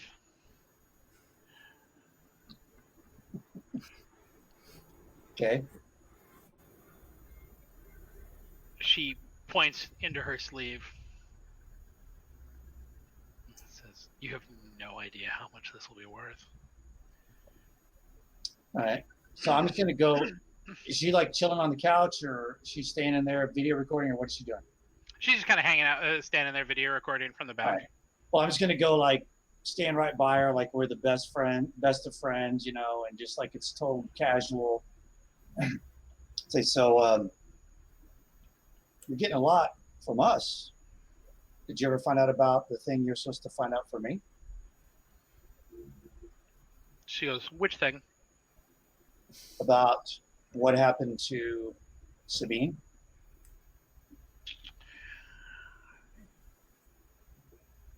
She goes, "I know a little." Well, that was the thing I paid in advance for, you remember? Well, unfortunately, we're going to have to renegotiate on that. You're going to need to find something else. I can tell you what I know. What do you mean? I have to find something else for what? She goes, "Well,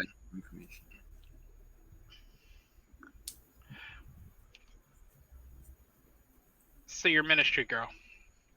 Mm-hmm. Apparently, Thomas moved her somewhere else here in town. So Thomas has it.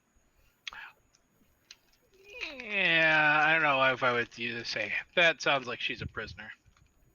Oh, okay. So is she just laying low? What's going on?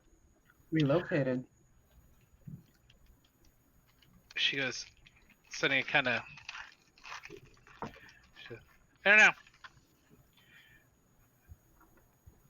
She pops up every now and then in odd places. But she's not here tonight. Bet she'd like to be. Oh, well, send her an invite. What's her number? That I don't have. Okay, wait. So Thomas, the Elysium door guy, moves her. Is what you just heard. Is that it? I suppose Is that so. right? I mean, he's got her. She moves around. So are you telling me you can't find out anything more about this, or what are you telling me? I looked into it. Gigi caught me looking into it. Told me to stay out. Oh, okay, so Gigi wasn't down with it. I don't think it has so much to do with her specifically. She checks the camera. It's good shit. She looks back at you. She goes, I think it's whatever else that she was involved in.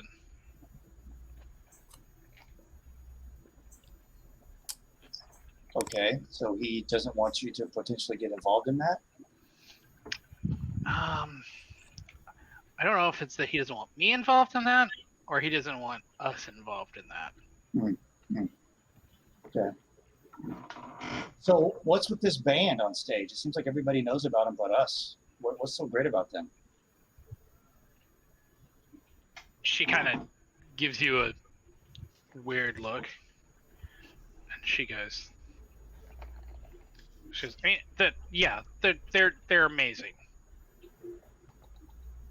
but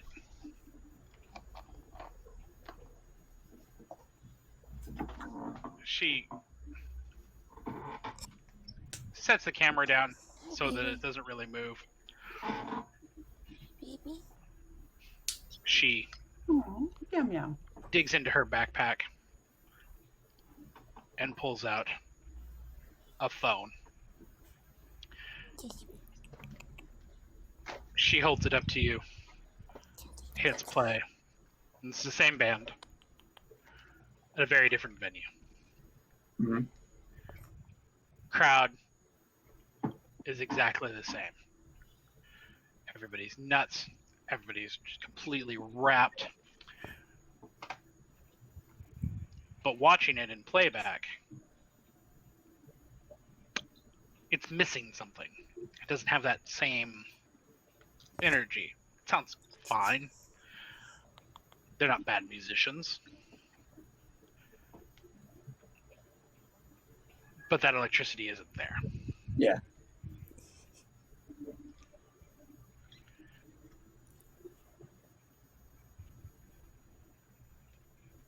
She looks at you and says, do you see what's going on? Yeah, so how is it you're going to make a bunch of money off of a recording? It seems like whatever magic they're weaving only happens in person. She goes, well, you never know who's going to want to Bootleg. Show the magician's trick off, as it were. What are they doing? So they're doing some kind of magic on the crowd that only works in person. Do you know what that is? She rolls her eyes and goes, same thing you can do. Okay. So, but it doesn't seem to, obviously it doesn't affect everybody. She goes, here's the thing. How many kindred are here? I don't know. 5, 6. I don't know. More than a couple. Mm-hmm. Should notice that any of them seem to be into it too. I don't know. Did I notice that or not? Well, you didn't run into any kindred. No. She goes,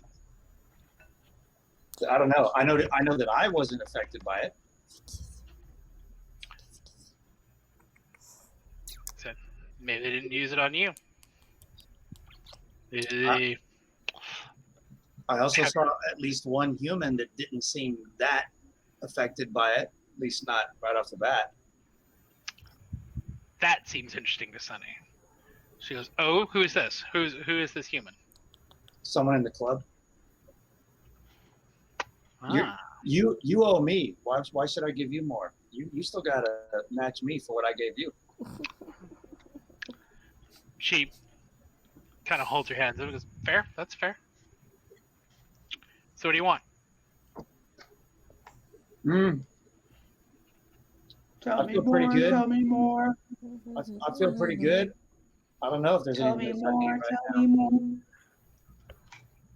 I mean, what do you think you have that I might like? I mean, that's how you threw it down with me. I had to sort of guess what you were interested in when I told you my life secret.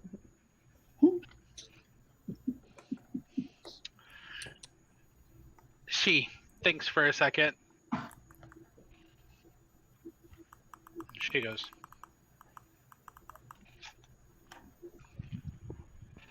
all right, Kitty. I've got a tidbit for you. Mm.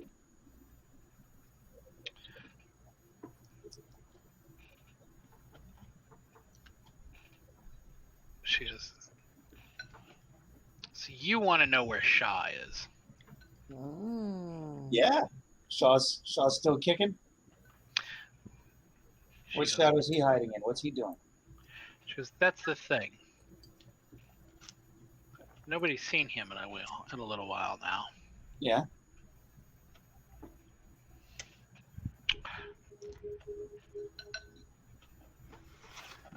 Said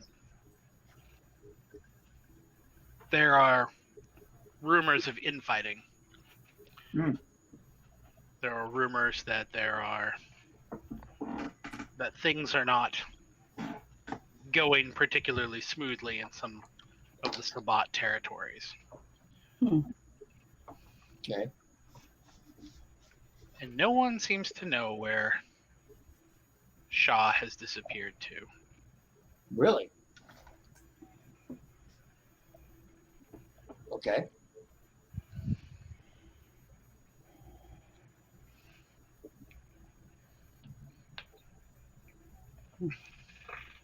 She goes, so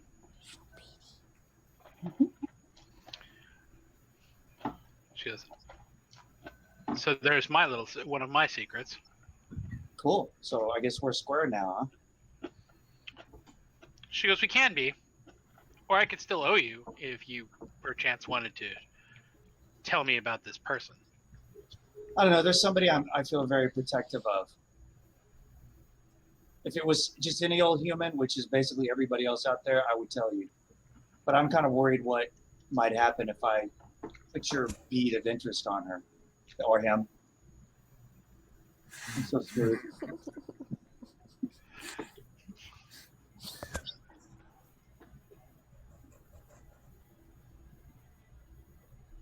She does that horrible thing with her teeth again. It's like supposed to be a smile. I love it so much. My whiteys are getting tidy. And says, fair enough. Fair enough. So then shall we call us even? Yeah, I mean, it could have been something simple, like she wasn't looking at them at the time. She, for all I know now, she's completely enthralled with the show.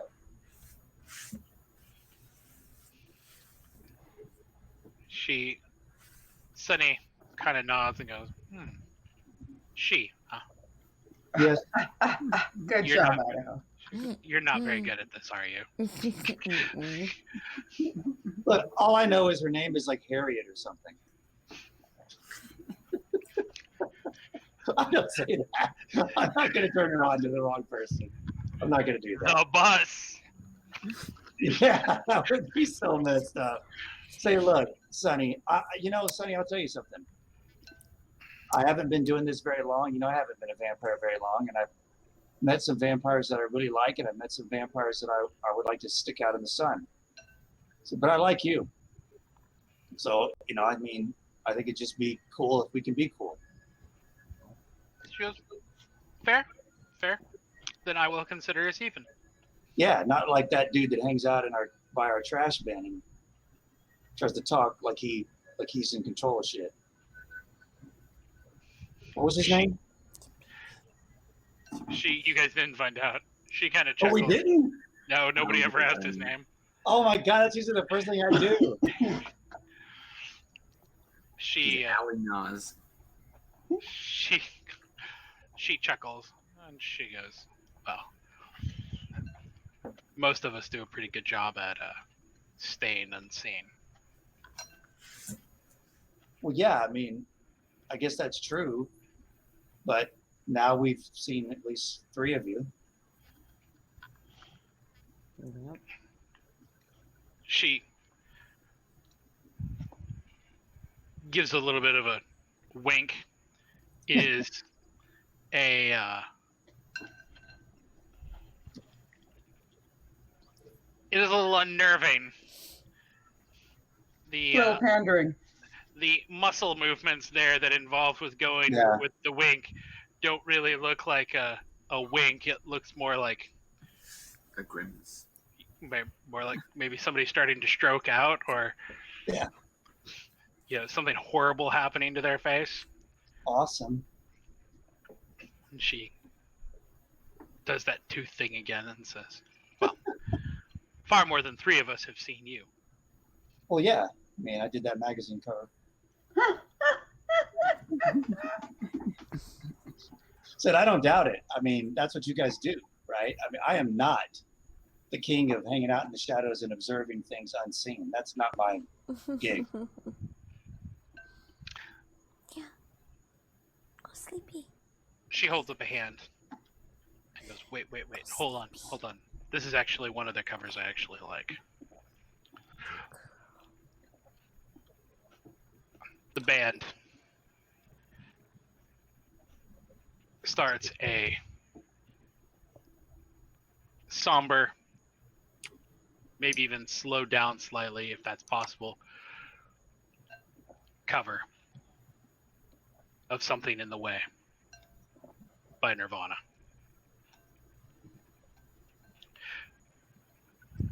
The crowd is a mass of people holding up phones, people holding up lighters.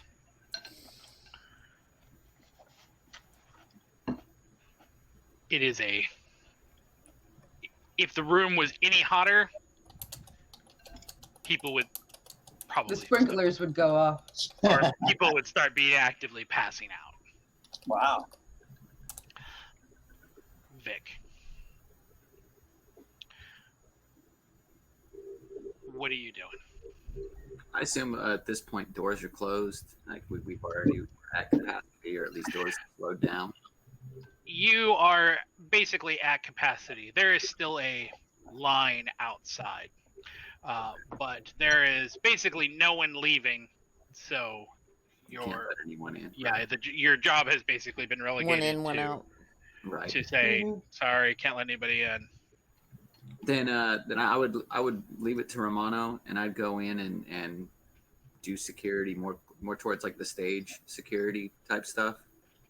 Just make sure the crowd doesn't get too close to the band, doesn't act up too much.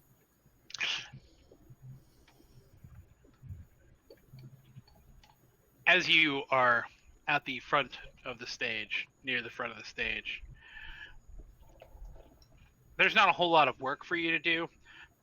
Despite the excitement from the crowd, they don't actually seem all that interested in getting on stage or getting at the band. Cool bands. You notice that the dude with the flyers is empty-handed. He doesn't seem to be really into the show.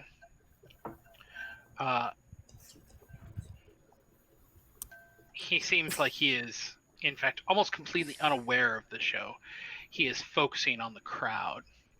He is watching people in the crowd. And He is searching for faces. he is searching for something.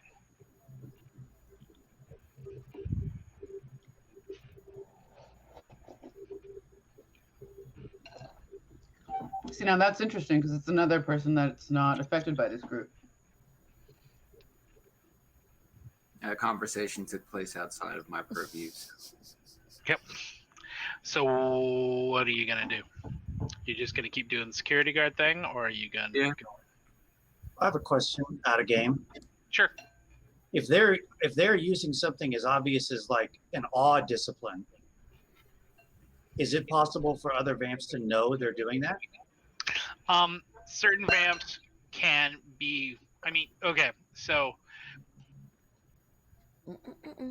in something as overt as awe, it's usually not so much the use of the power so much as it's the reaction to the people who are there, right? Mm-hmm. Like when you use awe, you go from being, oh hey, that attractive guy, to it's like a giant spotlight shines on you and then everybody's all up on you. Same thing has happened to Michael before. Mm-hmm. Same thing is happening to this band right now. But I in think this they're case, at like a level 4 or 5. Well, I'm just saying, is it possible? That's all I'm kind of curious about, that we would know that it's not just that they're particularly good live, that they're actually using some vampiric power to sort of enthrall the crowd. you could theorize about it, certainly. If you wanted to actually make a roll out of it to determine, it would be your intelligence and occult. Yeah, both of mine probably suck. I'm just curious. I mean, I don't know that Idaho was even thinking about that. I just didn't know if it was something that would be obvious, like all of us would know they were doing it or not. So I guess we have to. So okay, so obviously some masquerade or some disciplines are super obvious when people use them. When somebody does something like Daunt, where suddenly they're the scariest thing that anybody's seen, even other vampires notice that. But something like Awe, maybe not. Particularly at higher levels or a more trained way of doing it, somebody who has learned how to do that. Maybe not so obvious. There are, and then there are other ways to kind of to do things like that. Some Tremere magic can produce effects like this. So it's one of those things where, somebody popping claws out of their hand. Yeah, that's pretty obvious they're using a discipline. Something like this. I mean, you could probably be like, there's probably something not correct here. Yeah. But it's not so simple as being like, oh, that's exactly what that is. Yeah, okay. Especially considering the super easy setup, the 0 practice time, the 0 sound check or web presence. Yeah. Well, now The also fact that they're all kindred. that I saw that video from Sunny and kind of had that conversation. So, okay. All right. Thanks. So Vic, you're just gonna keep doing the security thing, and Yeah, I mean, if he's just looking, like, it doesn't look like he's not hurting anybody. He's not. I don't see a reason to go after him. So I'll keep my eye on him, but I'm mainly focused on the crowd in general. fair enough. All right, Alice, what are you doing? I think I'm still waiting to hear back from Michael about my text. Well, Michael's hands are decidedly super full. busy with guyliner. I mean, other than that, I suppose I'm still handling the bar if we're that busy. pretty uneventful night for Alice, really.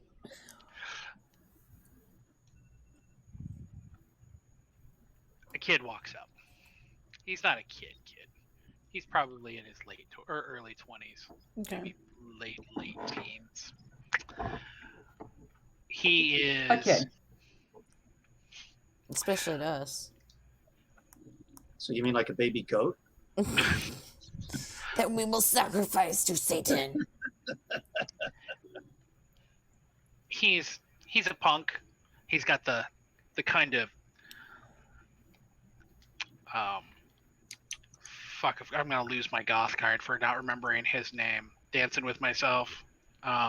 Billy Idol. Billy Idol. There you go. Look, I've actually bartended that show. He's a fucking asshole. Oh, of He is course he an is, asshole. but I hold that image of Billy in like 1985. Like that's my Billy. But yeah. So he's got the kind of the spiky hair, little lanky, kind of comes up to the bar and is like, Underfed with a snarl on them lips. he's like, hey, this is a great show, isn't it? Yeah, it's been good so far. He's just like, hey, can I get some water? And he like drops like $2 or $3 in the tip jar. Yeah, you sure can't get you anything else? I was I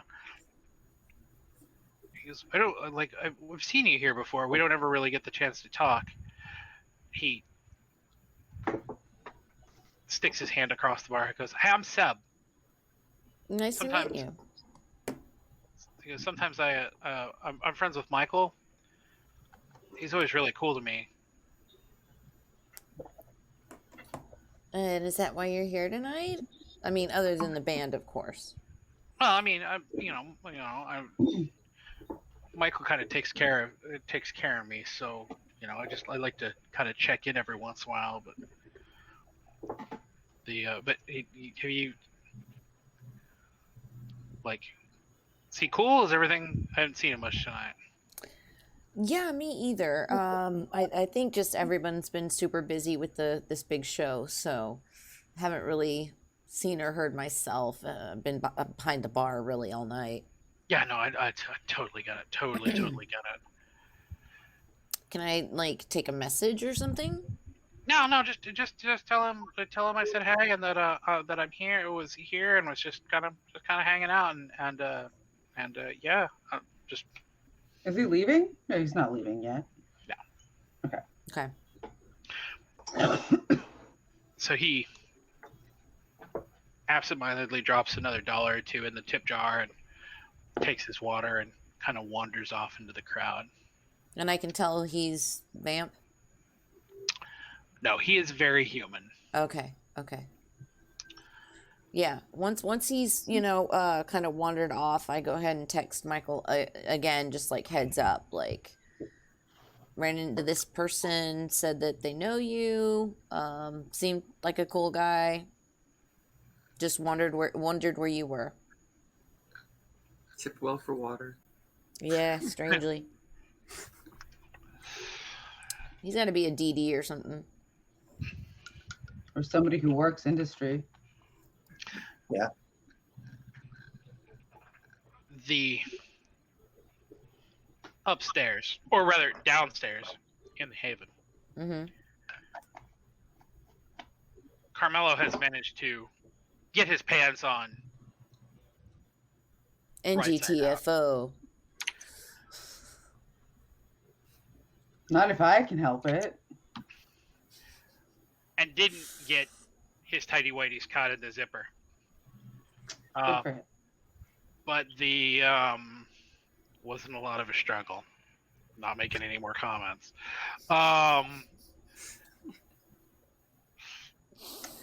Yeah, your scary uncle is sometimes the trick to make everything go away. He is trying desperately to find a shirt. In fact, at one point, he even tries on one of the shirts you put out for him.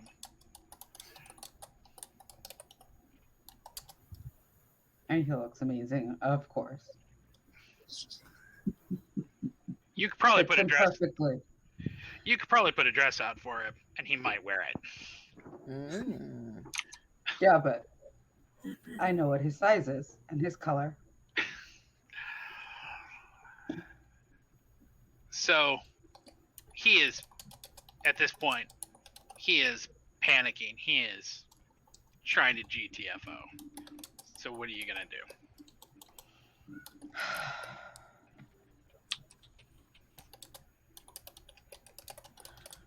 I have oration skills. Is there a way that I could like convince him to like take a breath and like relax for a second? What else do I have up my sleeve right now? Persuasion. Yeah, persuasion. But Now you could, if you wanted to try to persuade him to calm down, that's gonna be your charisma plus your persuasion. It's perfect. yeah, I'll do that. But it's going to be at a negative modifier. You're looking at a -2 to your roll because he is already panicked. He is not in a mindset to listen to you talk. That's fine. I'm gonna give it a shot because it's a pretty high skill set. I have like a 4 at the charisma. So you're looking. So your roll, you've got only 1 hunger. So you're looking at a. So what's that? 2, 5. So four white, 1 red.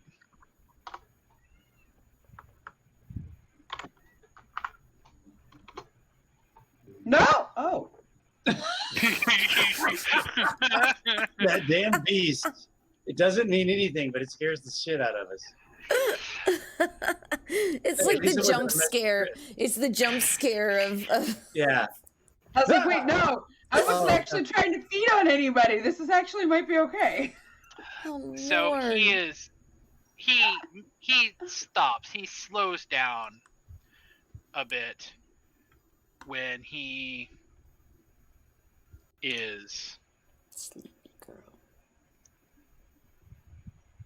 not just panicking now. He's not just trying to run away, but he is still not thrilled to be here, but he is definitely listening to you.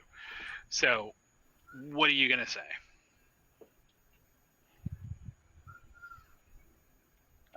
Look, I don't trust your uncle, and I never did. I don't trust many people. There is always space for an escape with the way that I go about things. So let's see if we can work out a better exit strategy, or what is, or maybe like a spark. Give me a spark. I'm pretty creative. Help me out before. Let's see what we can do now. He's like, I don't think you get it. Help me get it. You owe the bank.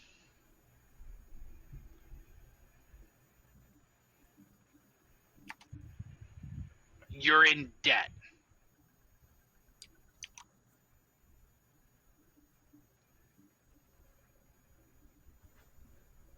That's what our family is.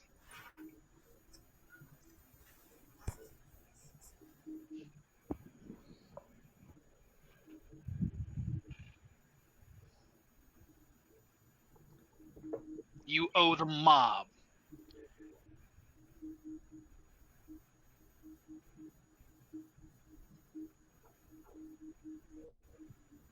That's the problem.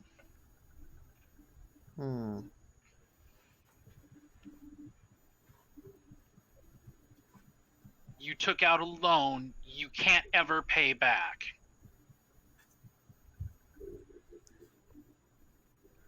By what? By offering him a boon?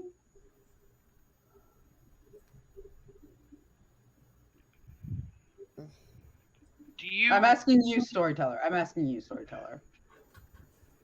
Sorry, out of game. Now, the act of prestidigitation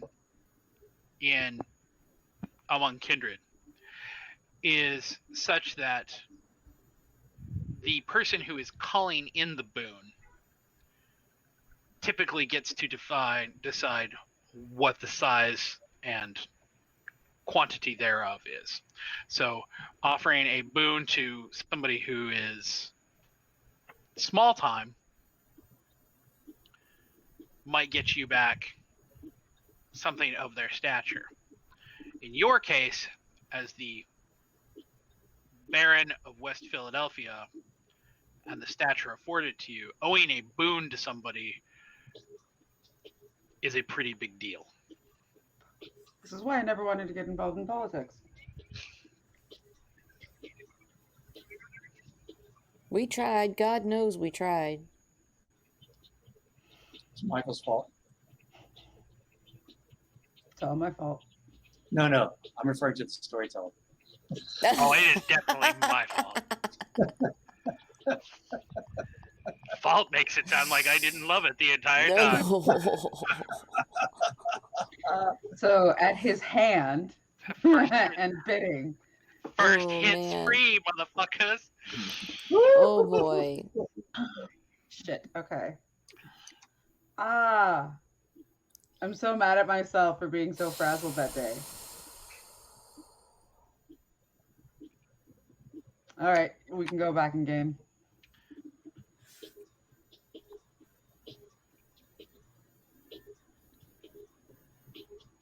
And this is when I like go. I'm like, listen, man, I've had my little fort for misfit kids for 100 years now, like almost 100 years now. I've managed to stay out of politics, and all of a sudden I find myself in the middle of shit, and you're telling me I've made a blood deal with the mafia? He looks at you. He says,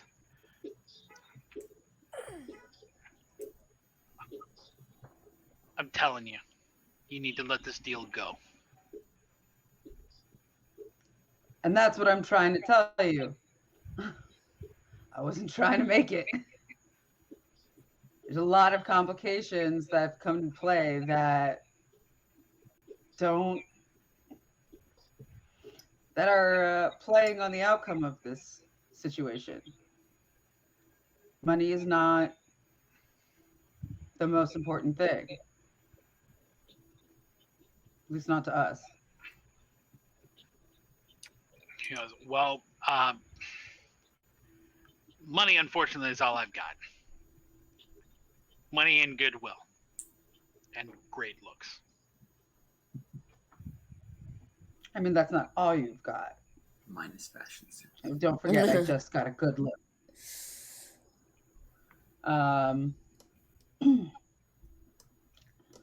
So let's spread that goodwill and tell me what I need to know to have a chance against your uncle.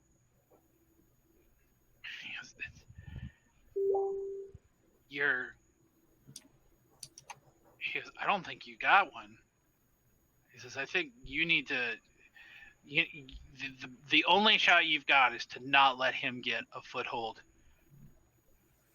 in Philly. You need to burn this deal to the fucking ground. Interesting way of putting it.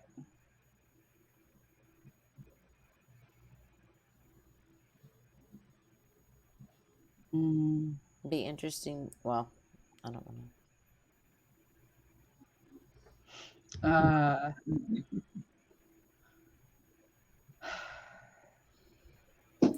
What is his usual MO?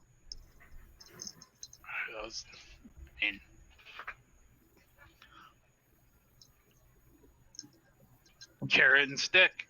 And you've seen the stick, I'm guessing. Is that his only stick, or does he have multiple kinds? I was like, as old as that old man is, he's got multiple sticks, and they all hurt.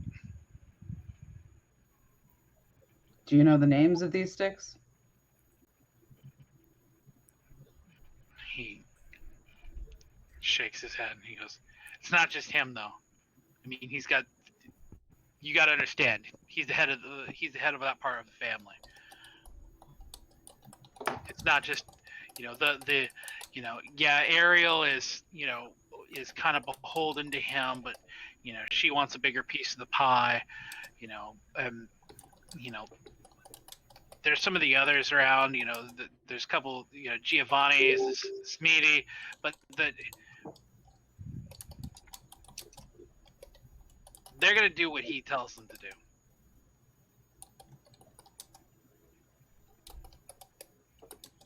Will you help me? Will you tell me who's in the families here and what they've got going on for them? What they want going on for them? I mean, he goes, I could try, but but like, All I'm asking is for you to try and leave the rest up to me. Well, all right. Try and tell me everything you can. He goes, your best chance is to try to get Ariel on your side. Oof. Okay. I take it her ambition is unwelcome in a traditional Italian, in a traditionalist's home. Yeah, but it's not even so much that, because you got to understand, when we were in York, when we were in the Big Apple, when we were, had all of that around us, she was somebody. She could do the socialite thing. She could go out and go to all the clubs and be welcomed. We got here, she got nothing. She's just nobody. She's missing the limelight and the red carpets and the special treatment. As are we all. I mean, you guys came to dirty Philly. It's not a clean place. It's Philadelphia. He looks at you like you have literally just like vomited words at him. He goes, look, just, are we agreed? You're not going to go in and you're not going to do the deal? You're going to not let him? That's where I stand right now. And I don't see any reason to move anytime soon. He goes, all right then.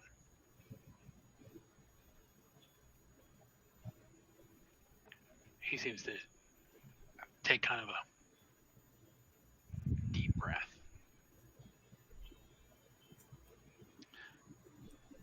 Idaho. Mm-hmm. Are you still hanging out with Sonny, or are you going to head out into the club? I'm gonna kind of take my leave of the green room and maybe throw together a quick group text, and something like, oh, actually, before I leave, I am gonna ask Sunny something, or watch the video she presented and just say, so do these shows end badly, or are they just good shows?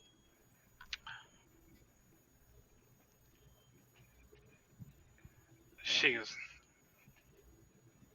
I mean, there's never been. She goes, when you mean end badly, say what you mean? Like some sort of wholesale slaughter, or the place gets burned down, Excuse or me. whatever. No, nothing like that. Okay, cool. Usually, and I don't know this as a fact. Usually they don't seem to eat wherever they are. They eat on the road, if you get what I mean. Makes sense. But they Why do they do this? I mean, it's cool. They're pulling this magic thing when they're on stage, but how did they get such a huge crowd to show up in here? Do you have any clue on that? She goes, yeah, I mean, here. She thumbs the video off and heads over to Reddit. Of course. Of course. And there is a subreddit that doesn't really appear to have anything to do with anything. The name of the subreddit is Cows Go Sundowning.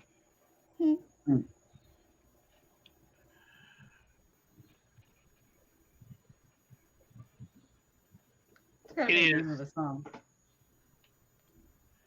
It is a not unpopulated with thousands of followers posting about shows, about potential shows, about set lists. Yeah.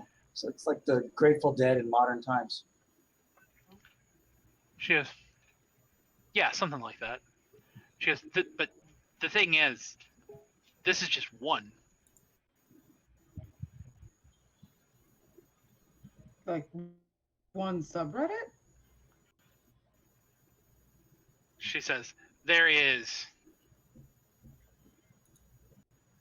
a lot more of these. And on different platforms, too. And it's all just to follow this one band around? She goes, they kind of came on the scene a couple years ago. They stopped in Philly. She was like 5 or 6 years ago.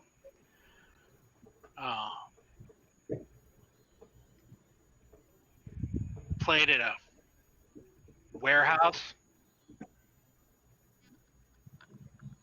out west. Mhm. So many people showed up there. The show had to be stopped midway through. Okay. So they've got a big following from place to place somehow, but why are these other vamps here? Easy food, I guess. Mhm. Okay. That's cool. This is New Rain. This is Vamp. I don't know. Well, don't- I'm totally getting Nick and Nora vibes with this going on, like the whole underground band and traveling around to find them, and you only could find them online, and I'm getting that total vibe right now. Oh yeah. So I'll basically just say to her, well, hey, I mean, thanks. And don't forget who let you into the green room so you could record that video. She does that horrible thing with her teeth again I love it. and turns back to the camera and goes, let's. Well, I mean, I'm sure that Damn. I mean, we did find you before and we could take the video from you now. I don't want to be a jerk. I'm just saying we do you, you do us, right? We scratch our back, we scratch yours, like we talked earlier. Right? Why do you want to do a prepubescent vampire? I don't mean do in the second one. Jesus. Well, this got off track. Oof. She kind of. Well, I wasn't the only one thinking of it. Alice almost choked on her beer. She was- You guys. Hey, I'm you a pro. young- I'm a pro. No party fouls. I'm a pro. What's wrong, Lily? She looks back at you and says, well, if you come up with something interesting that you think you might want to know about or to share with me, let me know. Oh, I sure will. And same thing. She goes back to filming with kind of a, yep. All right. So then if I haven't used up all my time, I'm going to go down and just check on Abby. Or try to. Abby is basically in the same state that you left her. Okay. The older gentleman that she is with, you would genuinely be surprised if he has even so much as looked at her this evening, which, given the monetary value of her time, as you know, Seems perhaps a little wasteful. Yeah. Oh well. Oh, bless you. Are you going to talk to her again, or are you just checking in to make sure that she's okay? Yeah, I just wanted to kind of check on her. I'm not going to go interfere, but I guess if I have some more free time, I'm just going to kind of glance around for. Oh, I was going to send a group text.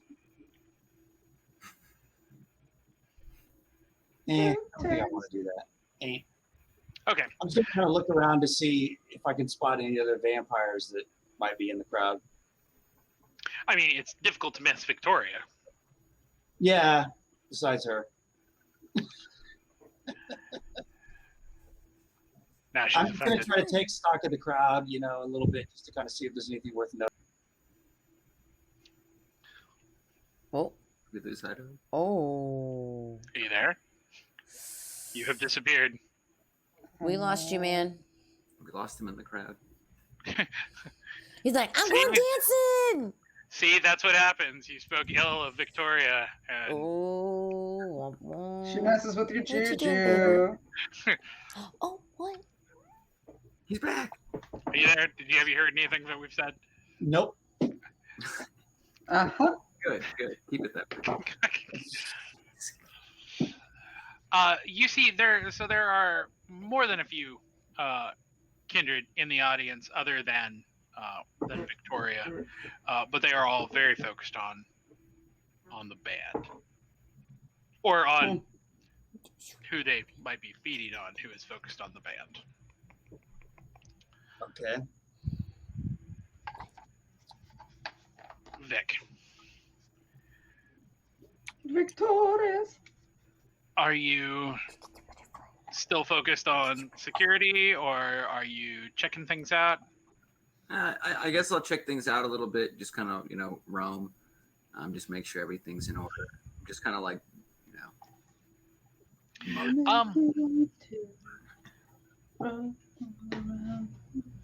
Rhea catches you and is kind of like, do you know how much longer the show is going to go on? It's cool. I'm enjoying it. At the rate we're going to run out of beer. Fuck. That's on me. Good question. I guess I was not exactly looking ahead, considering no one knew who the fuck these people were. How did we miss that credit? I'm not in charge of of scheduling. That's Idaho, so you might want to take that up with him. Yeah. But hey, that's cool. I can go. Where else you go? Pick up Idaho, throw him right under the bus. Let's go down. I'll go do a beer run. He made the arrangements. I don't know how long the show is going to last. Rhea is like, oh my god, before heading back through the crowd.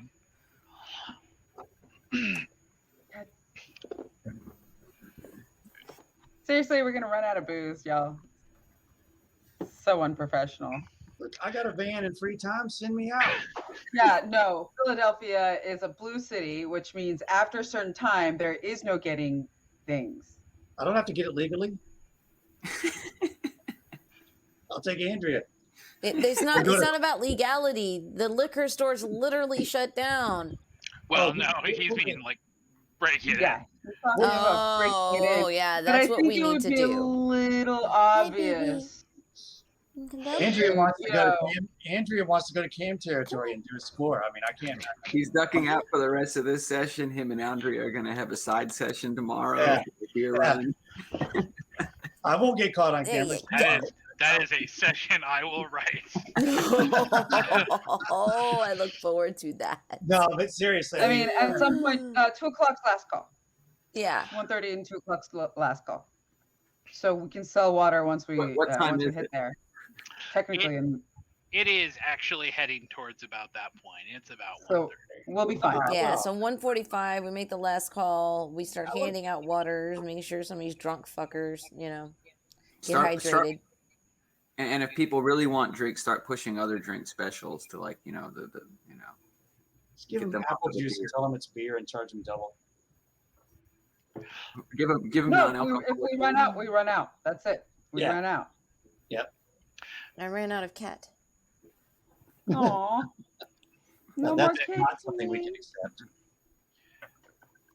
Vic, My Moira kitties are comes. both so far away from me. Look, there's one right there, all the way on the other side of my bed. Little calico mark right there. And then the other Michael's one like, is, I cannot move without hitting a cat. here's another one right there, Oh. cleaning herself. You guys get to see the actual fiasco that is the land behind me. Who is Moira again? Moira's That was her ghoul, right? Yeah, Hey, ghoul. His head ghoul. Okay, Michael's cool. Michael's ghoul.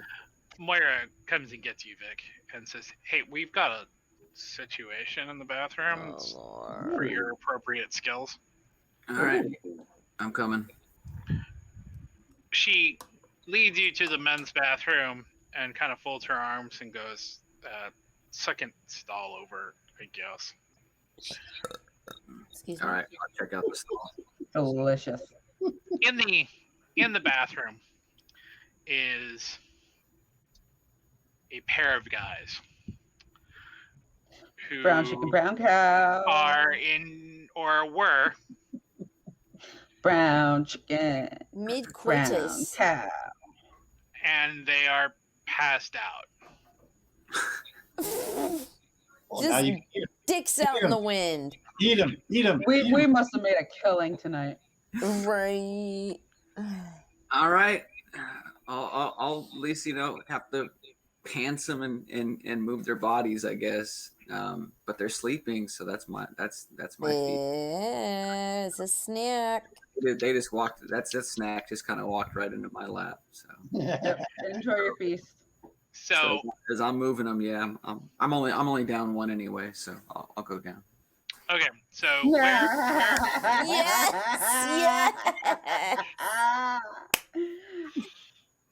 So where are you taking them? Well, what do we normally do with passed out people? We normally just like kind of toss them in the, Toss them outside and call toss it. them outside. Look, and just search his search their pants and call an Uber. Yeah. Make I sure mean, that they're dressed. I assume we have a Make normal. sure they're dressed. Put them in the green room. Get them some water. See if you can like sober them out, and then Not put them make in the sure that they green get like escorted. We can't go in the Not green put them in room. the green room. Oh yeah, sorry, not in the green room. Whatever. Outside, they're out. Just a side Out room. there. Just get them out. Sidewalk. Yeah, they're 86th. Okay, so you're They're just gonna take them out the back and put them out in the alley. No, out the front. Out the front where there's light. Put them in a cab. Yeah, out that's the why I front. said just search their pants, get the driver's license, get the address, and send them home. Get their wallet. Get their money. Typical MO. I'm not trying to get held accountable for an Even alcohol more poisoning in my missing. floor. Like, come on, man. I'm trying to stay afloat. Okay, so are you going to feed on one or both of them before you Just throw one. them out? Okay. I only need one. I only need to go down one hunger. So. Well, they are definitely not in the position to fight back. I mean, they're in a position, but they're not fighting back. I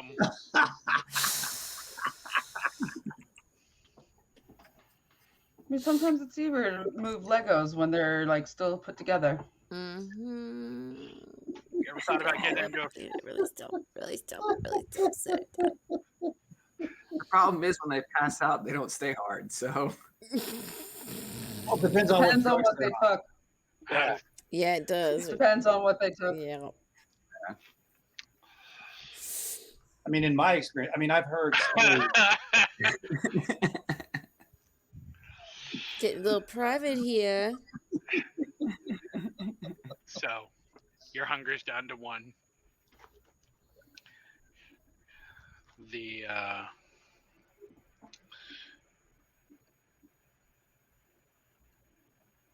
gets Vic to throw guys out.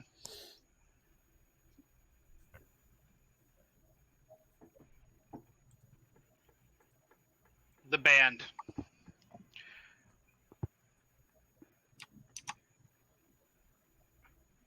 They even play all night.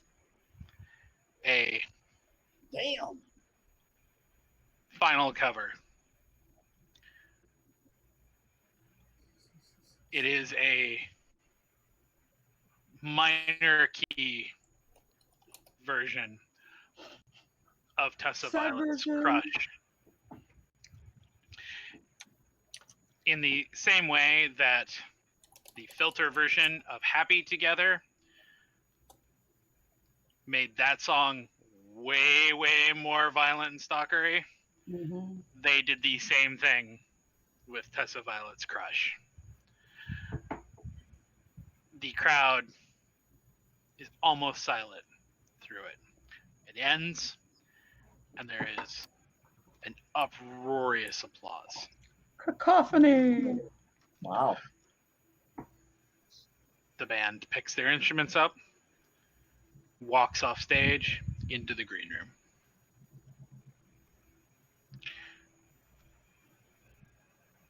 Everything. People start coming to the bar, start clocking out, taking tabs off. What are you doing, Alice? If it's as busy as it seems to be, I'm Yeah. guessing I'm helping close out tabs, like just left and right. Just get me and Lane. Just Lane's clearing The glasses. closing rush. Yeah, it's I'm guessing with this kind of crowd, it's just pandemonium. So that's my focus. Awesome. Okay. Michael, you can hear the band go off stage. What are you going to do? Check your fucking What? messages. Check your fucking messages. Well, what is Carmelo like at this point? He seems more relaxed. Maybe a smidge more himself now that he knows that you are going to go along with what he asked you to. Not because he asked, but I made up my own mind. So at this moment, since he's calmed down a bit and seems to not be leaving the room, I check my phone real quick. That would be when you see messages from Alice about Seb. You see messages from Alice about what she should do about Marla and Ruby. There are, of course, the group chat messages about what's been going on during the club.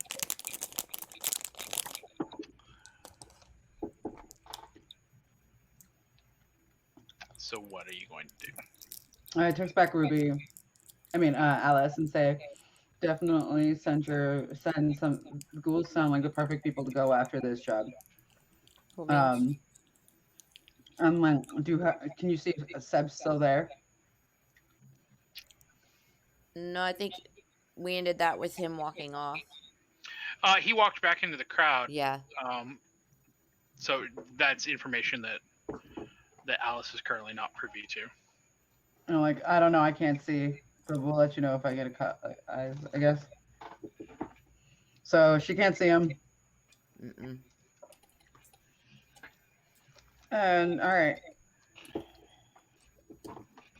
So then if he's sitting down, I sit next to him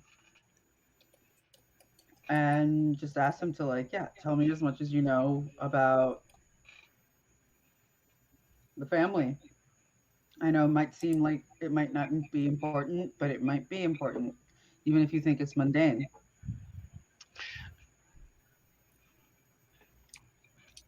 Carmelo kind of sits back for a second. Let's come back to this once I've done a little bit of asking around about who's here and who's coming, so I can tell you more. Okay. But I think you're going to need these first. And I pass him back some articles of his clothing. I mean, But of course, you know, you could just leave him off and hang out for a little longer. Now that He is a little gobsmacked. Like he is not entirely sure what you're ooh. really implying there, and he's not sure. He's not trying to be presumptuous, but the look in his face looks like he's about ready to jump right out of his pants and tighty whities. I'm gonna say,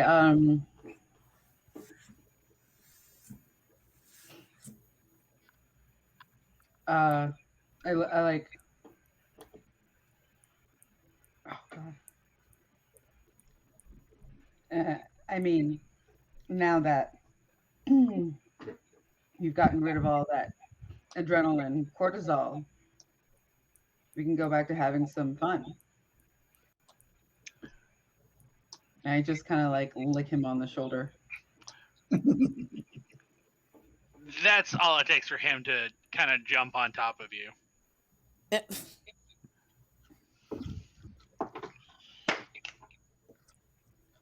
So, here's the question. Are you going to feed on him? He's human. Mm-hmm. He's like, is he ghoul or is he just human? You think he might be a ghoul, but he's definitely, I mean, human-ish. Mm-hmm. I asked him if he wants me to.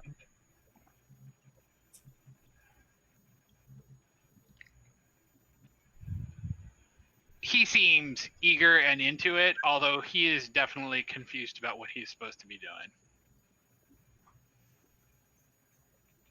Virgin alert. Virgin alert. No.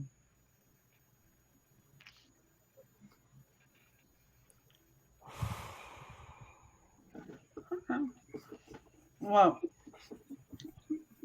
we'll get there. I think we're gonna work slow right now. Like, let's just put the brakes on this. Pump, pump, pump, pump, pump, pump. And I was like, oh, okay, we're gonna go a little slower. You're so into it, but we're gonna keep you on the rails. Don't worry. You're in good hands, baby. Oof. You're in good hands and blue balls. Oh no. Nobody said that. You can be considerate and kind while still getting yours. Fair. But,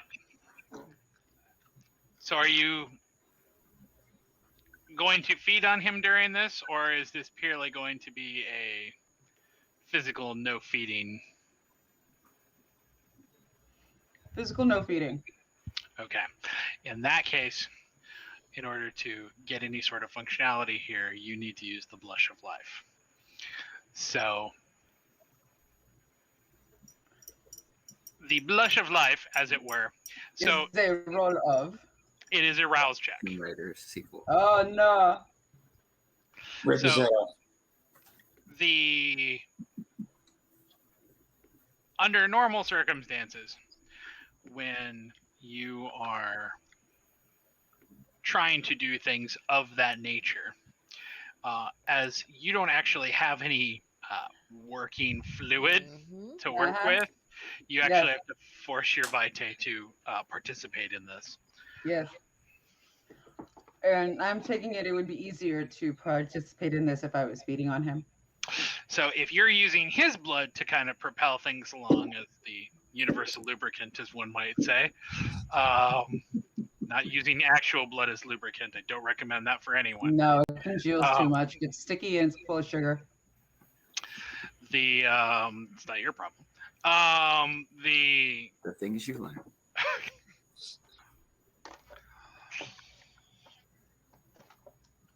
So yes, if you're going to use his blood, then no, then you don't need to use to do a rouse check, because you're technically substituting his blood for your functionality.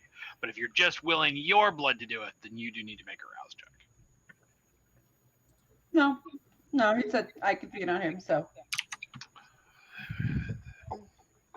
So where are you going to sink your teeth in? We were talking about sucking ass earlier tonight. That's how we See, Vic, you know me too well because I was gonna go on the main artery to the right of the groin,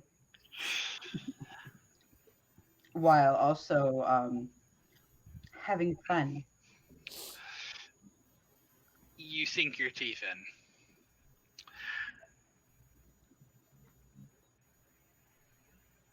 And make no mistake when I tell you that in almost 100 years of being a kindred, this might be the most disgusting thing you've ever put in your mouth. I forgot. This tastes like a corpse. This tastes like dead blood. It takes every bit, and in fact, you suffer willpower damage, There. forcing yourself to not throw up all over him. Or Or show just anything on my do. It is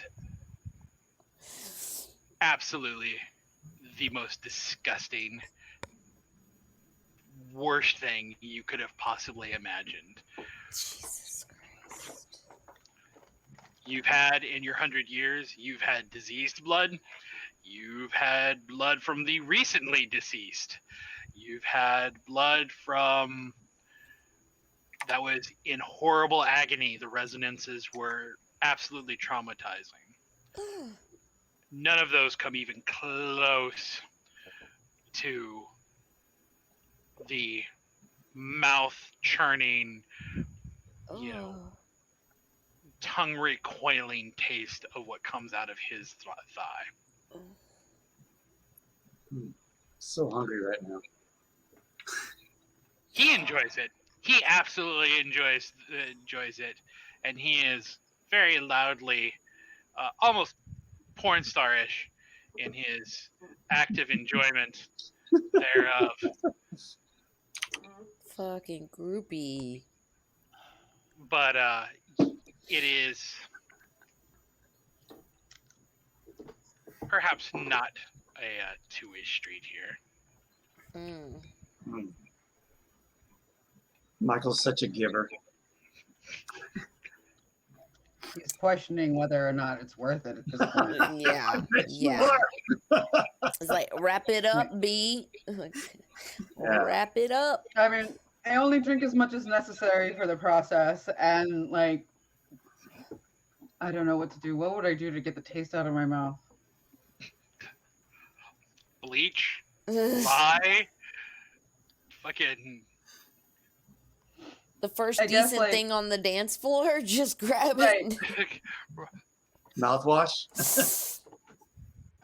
No, I would Dead totally like rinse out my mouth with like whatever Jack was left over by my food with benefit. Mm. Yeah. Damn. Sorry. No. I wouldn't do this in front of him. But yeah, have the tryst. Like play for a little bit, and then say, "I must attend to business, love."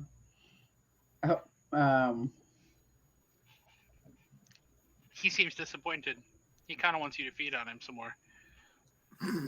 Like, no, baby, I'm good. I'm good. I had a snack and a late lunch. I'm not full. Thank I'm you. gonna be like, "No, it's these are just your training wheels. We're going slow." Don't lead him on. He seems. I can't take too much, or I take too much. Does he even know he tastes like that? Probably. He seems disappointed. Oh, well. He just. I mean, like, but here's the thing. I fed on him long enough just to do the physicality stuff of the humanity, Mm-hmm. not necessarily to like have my fill. It's And I already obvious he's got snacked a beforehand, so there's no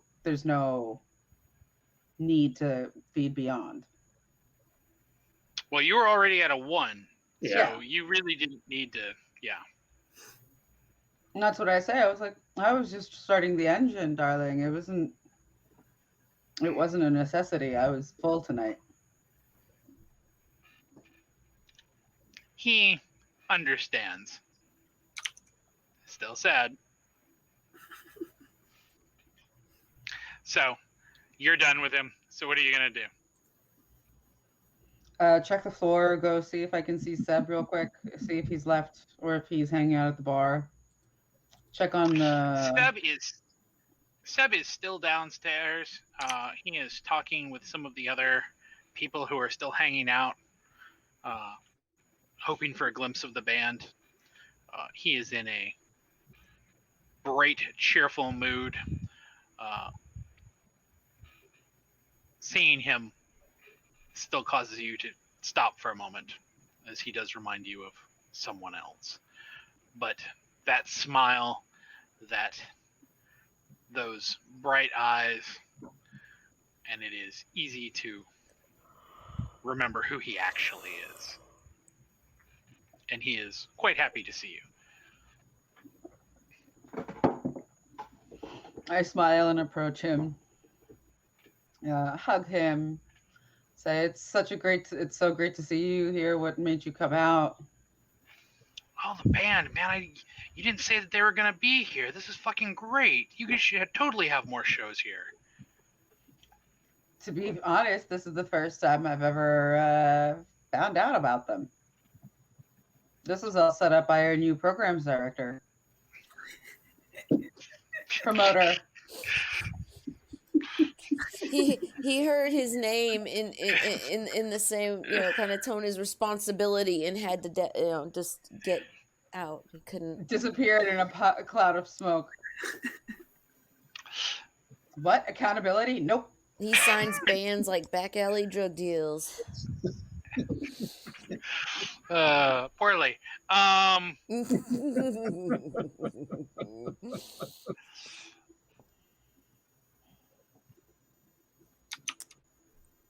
At about this time, Selene comes out from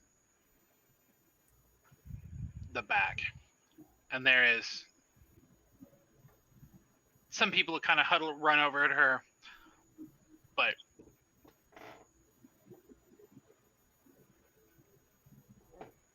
she makes a beeline for you, Idaho.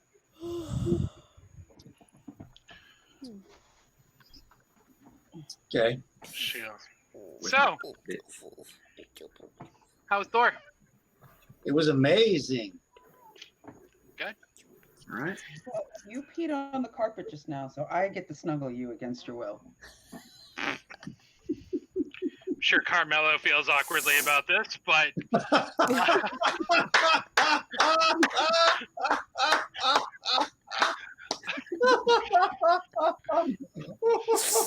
Oh my god! Great. There we go. There's Might as well tears. just call it a night. We can't top that. Yep, there's the tears. So yeah, I mean, I don't normally handle the money at all, but I'll do whatever I need to do to get them their cut. Moira, just let Moira do it. Kick this shit down the kick this can down the road, man. she goes, so what are the chances of us doing a return show here in a couple months? Probably pretty damn good. Think we could get a better cut? Sure, why not? I mean, Get some do notice. you, Flyers. Make some drink specials. do you normally bring this kind of crowd with you guys when y'all roll in? Because sometimes, but some nights are better than others. All right, yeah. I mean, I don't see why not. She says, all right. Sticks her hand out for you to shake. Shake. She goes, well then, I will go talk to, she kind of gestures towards Moira and goes about getting us cut out, and we'll get out of your hair. Right on.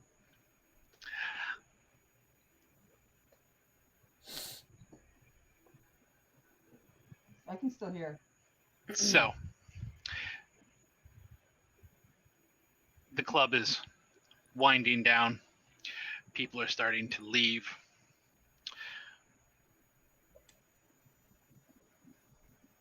Idaho,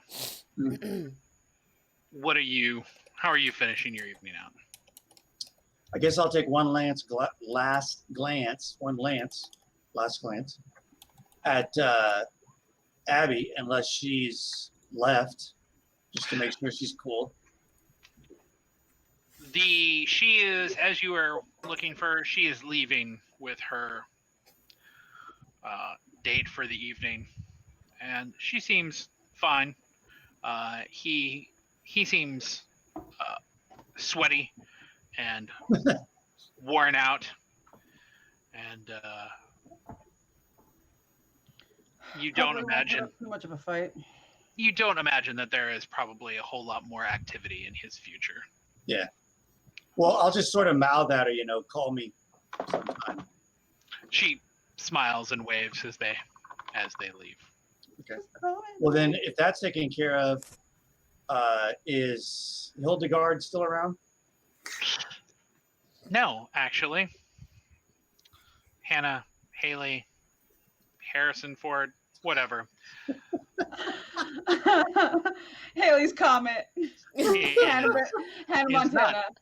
He's not hanging around anymore. Hilarita. So, I guess I'm gonna see if I can find another way to drop myself down to a 1. If there's, I'm sure there's plenty of high, half awake people around. Yes, actually, if you want to roll, it will be again a 7 roll. Now it's a 5 and a 2.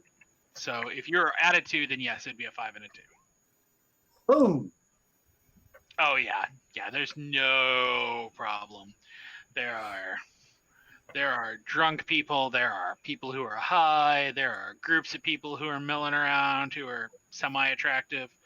No, I'm gonna go finish off that guy that Al left in the booth. I'm kidding. I told you about dead bodies. No, I'm tapping you on the nose. No, Idaho. Just stop it with this compulsion. Like a rolled up newspaper, like no. No, I'm ready for the bottle of holy water. Squirt. So yeah, I'll just get whatever I can. That's good. All right. So Keep picking up a 3-piece. you have no problem getting your hunger down. In fact, one of them seems like they might be a little lower than you would have thought from first bite. Maybe somebody else got to them already this evening. You hear that whisper in the back of the head. It says, you could finish off tonight. Wake up tomorrow, not be hungry anymore. Just have to go a little further. I don't know. Do I need to make some kind of a roll or something? Because I'm not tempted by that. Okay. Not tempted? All right. Nah. Vic, how are you finishing the night off? I guess just making sure everyone's exiting orderly. It seemed pretty uneventful. There's not really a whole lot to do. Just Count money. Oh yeah, I'll see if there's anywhere else. Count all the money. Yeah, whatever I can help with. I can 'cause count. we got to get the band this cut. Count money, so money counting shit should be right up my alley. Just the reading that I have the hard part. The Moira meets you downstairs in the office, in the meeting room. When you get down there, Vic, it tends to remind you a little bit of another point in your life. The amount of money that is on the table looks like it's from a drug deal. Damn. The Has door. the band cut already been taken out? No. Oh, The door was maybe the best that the club has ever had since you've worked there. The bars were 5 figures per Jesus. registers. Tip jars, like the tip jars by themselves look like the take that the club gets on a normal night. It is a crazy amount of money. Michael is super, super proud of Idaho We can and in security. all the cash that he stumbled into bringing into this place. And we can invest in some security cameras to put up around. Mm-hmm. Moira is like counting out and helping you count out. Like she keeps bringing it up to you, like, why have we just converted this place into just a full-time venue and ditched the bar? Well, if we could get bands like this every night, that wouldn't be a problem. Problem is, I don't know that we can book bands like this That's every gotta be night. consistent.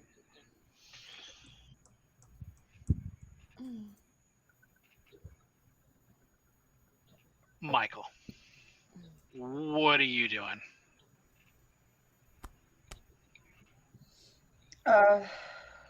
Spending time with Seb. Just gonna hang out with him? No, just like that's where you're finding me. At this point, counting money, looking at a take, running the numbers, figuring out however, and probably going over to meet Idaho and the band member, Cool. especially if Seb's with me. Yeah, Seb is totes happy to hang out with you and end the night. And it is not that kind of. You have been around long enough and done this long enough that you know when people are hanging out with you and they're happy to hang out with you because of what you're bringing to the table, as it were. Mm-hmm.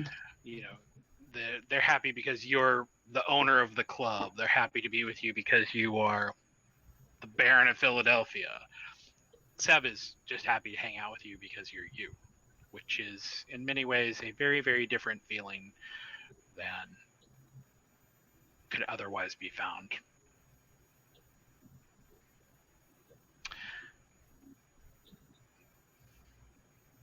Alice. Yup. What are you doing with the end of your night? So have we finished up with the bar yet, or are we still closing down? Bars, the last calls happened. People have mostly filed out. The few that are left are finding their Uber rides home or fumbling for their car keys. All of the money's downstairs and being counted. I think inventory would be taken tonight, especially how close we came to running out. Yeah, to running out of beers. Yeah, so I'm gonna go ahead while everyone's counting out and start doing inventory. There is, frankly, not a whole lot of inventory left to count. Nice. But essentially, you know, we got to get the order in for tomorrow, if at all possible. Well, you were counting out and counting down the bottles of liquor that you know you're going to need to order, the beers that you're going to need to put in an order for. You get a text.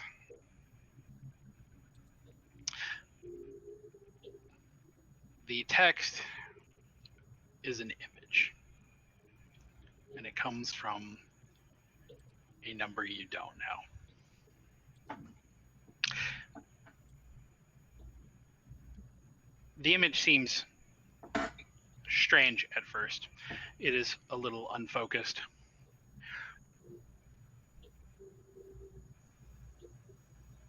In the foreground, it is a shoulder. You can see a slender neck. You can see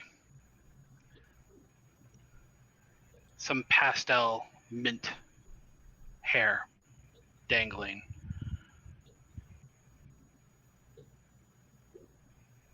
At the fore, at the collarbone, there is a slender hand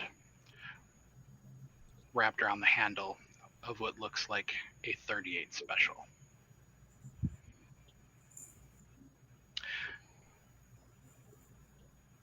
Over the shoulder,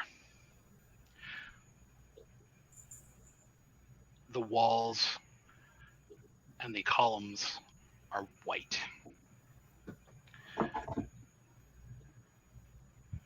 There is a woman. Her head is shaved very, very close. And she is dressed all in white. Oh, Sam. She is talking to a man. He is in a cardigan, wearing slacks. He seems as if he is completely oblivious to what is going on nearby. But the woman in white is looking directly at the camera. And do I recognize any of these people or the background? You do indeed recognize the woman in white. It is the Malkavian Primogen, Bianca. Oh, shit. And the cardigan is your sire, isn't it? Mm-hmm. That'd Yeah. be my guess. Yeah. Mm-hmm. That was the guy she met last session. Yeah.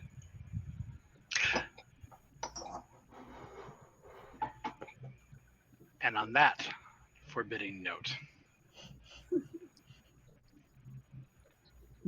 our session ends. It's 2 cliffhangers on UL in a row. Feels like more than Dun, that. dun, dun. Feels like more than that. That's for sure. It's a double episode, so this was part 1, and next week is part 2. Cliffhangers both. Oh, man. It's like Lost. Stretch. Each Oh. episode has a cliffhanger on a different person. Mm. With that, our session for the night is over. We will see you back next week. Fuck it, we closed. Oh, yeah. No, good Thank you all. night. Thank you all for tonight. Tonight was a lot of fun. Yes. It was fun to put you guys in a different type of situation than perhaps you've been in before. Oh yeah. Yeah. It's definitely more thinking than action, that's for sure. Mhm. Well, anything else, you guys? I get shot 2 tomorrow. Yes. Congratulations. Yay! Awesome. May Congratulations. the 4th. Be with you. Yes. Yes, that's amazing. Any other good Alright. news, guys? Our Next daughter week. turned 12 today. Yes, Congratulations. congratulations. 12 years old. Nice. In Greek, it would be like Nacheres την κόρη σου. That's cool. Okay, XP. guys. XP has Sweet. been awarded for everybody. Oh, XP, yes. Sweet. Woohoo. Shopping. Wanna go shopping, yeah. Mm-hmm. It's about the only thing we shop for other than Amazon anymore. Just saying. I miss them all. I miss trying on shoes. Yeah, just Like trying on something and touching it before I have to put like money on it. I need jeans. I really need some jeans. Mm-hmm. It's like ordering off It's- the internet is such a gamble. I don't. It's not worth it. It's just like I'm like it's extra work for me to buy it, try it on, put it back in the right bag, put it back in the box, send it back over. Then just I going to a know. store, touching it. Does it work? Hey, it's mine now. Yeah. Yep. Well, I want to thank everybody for being with us here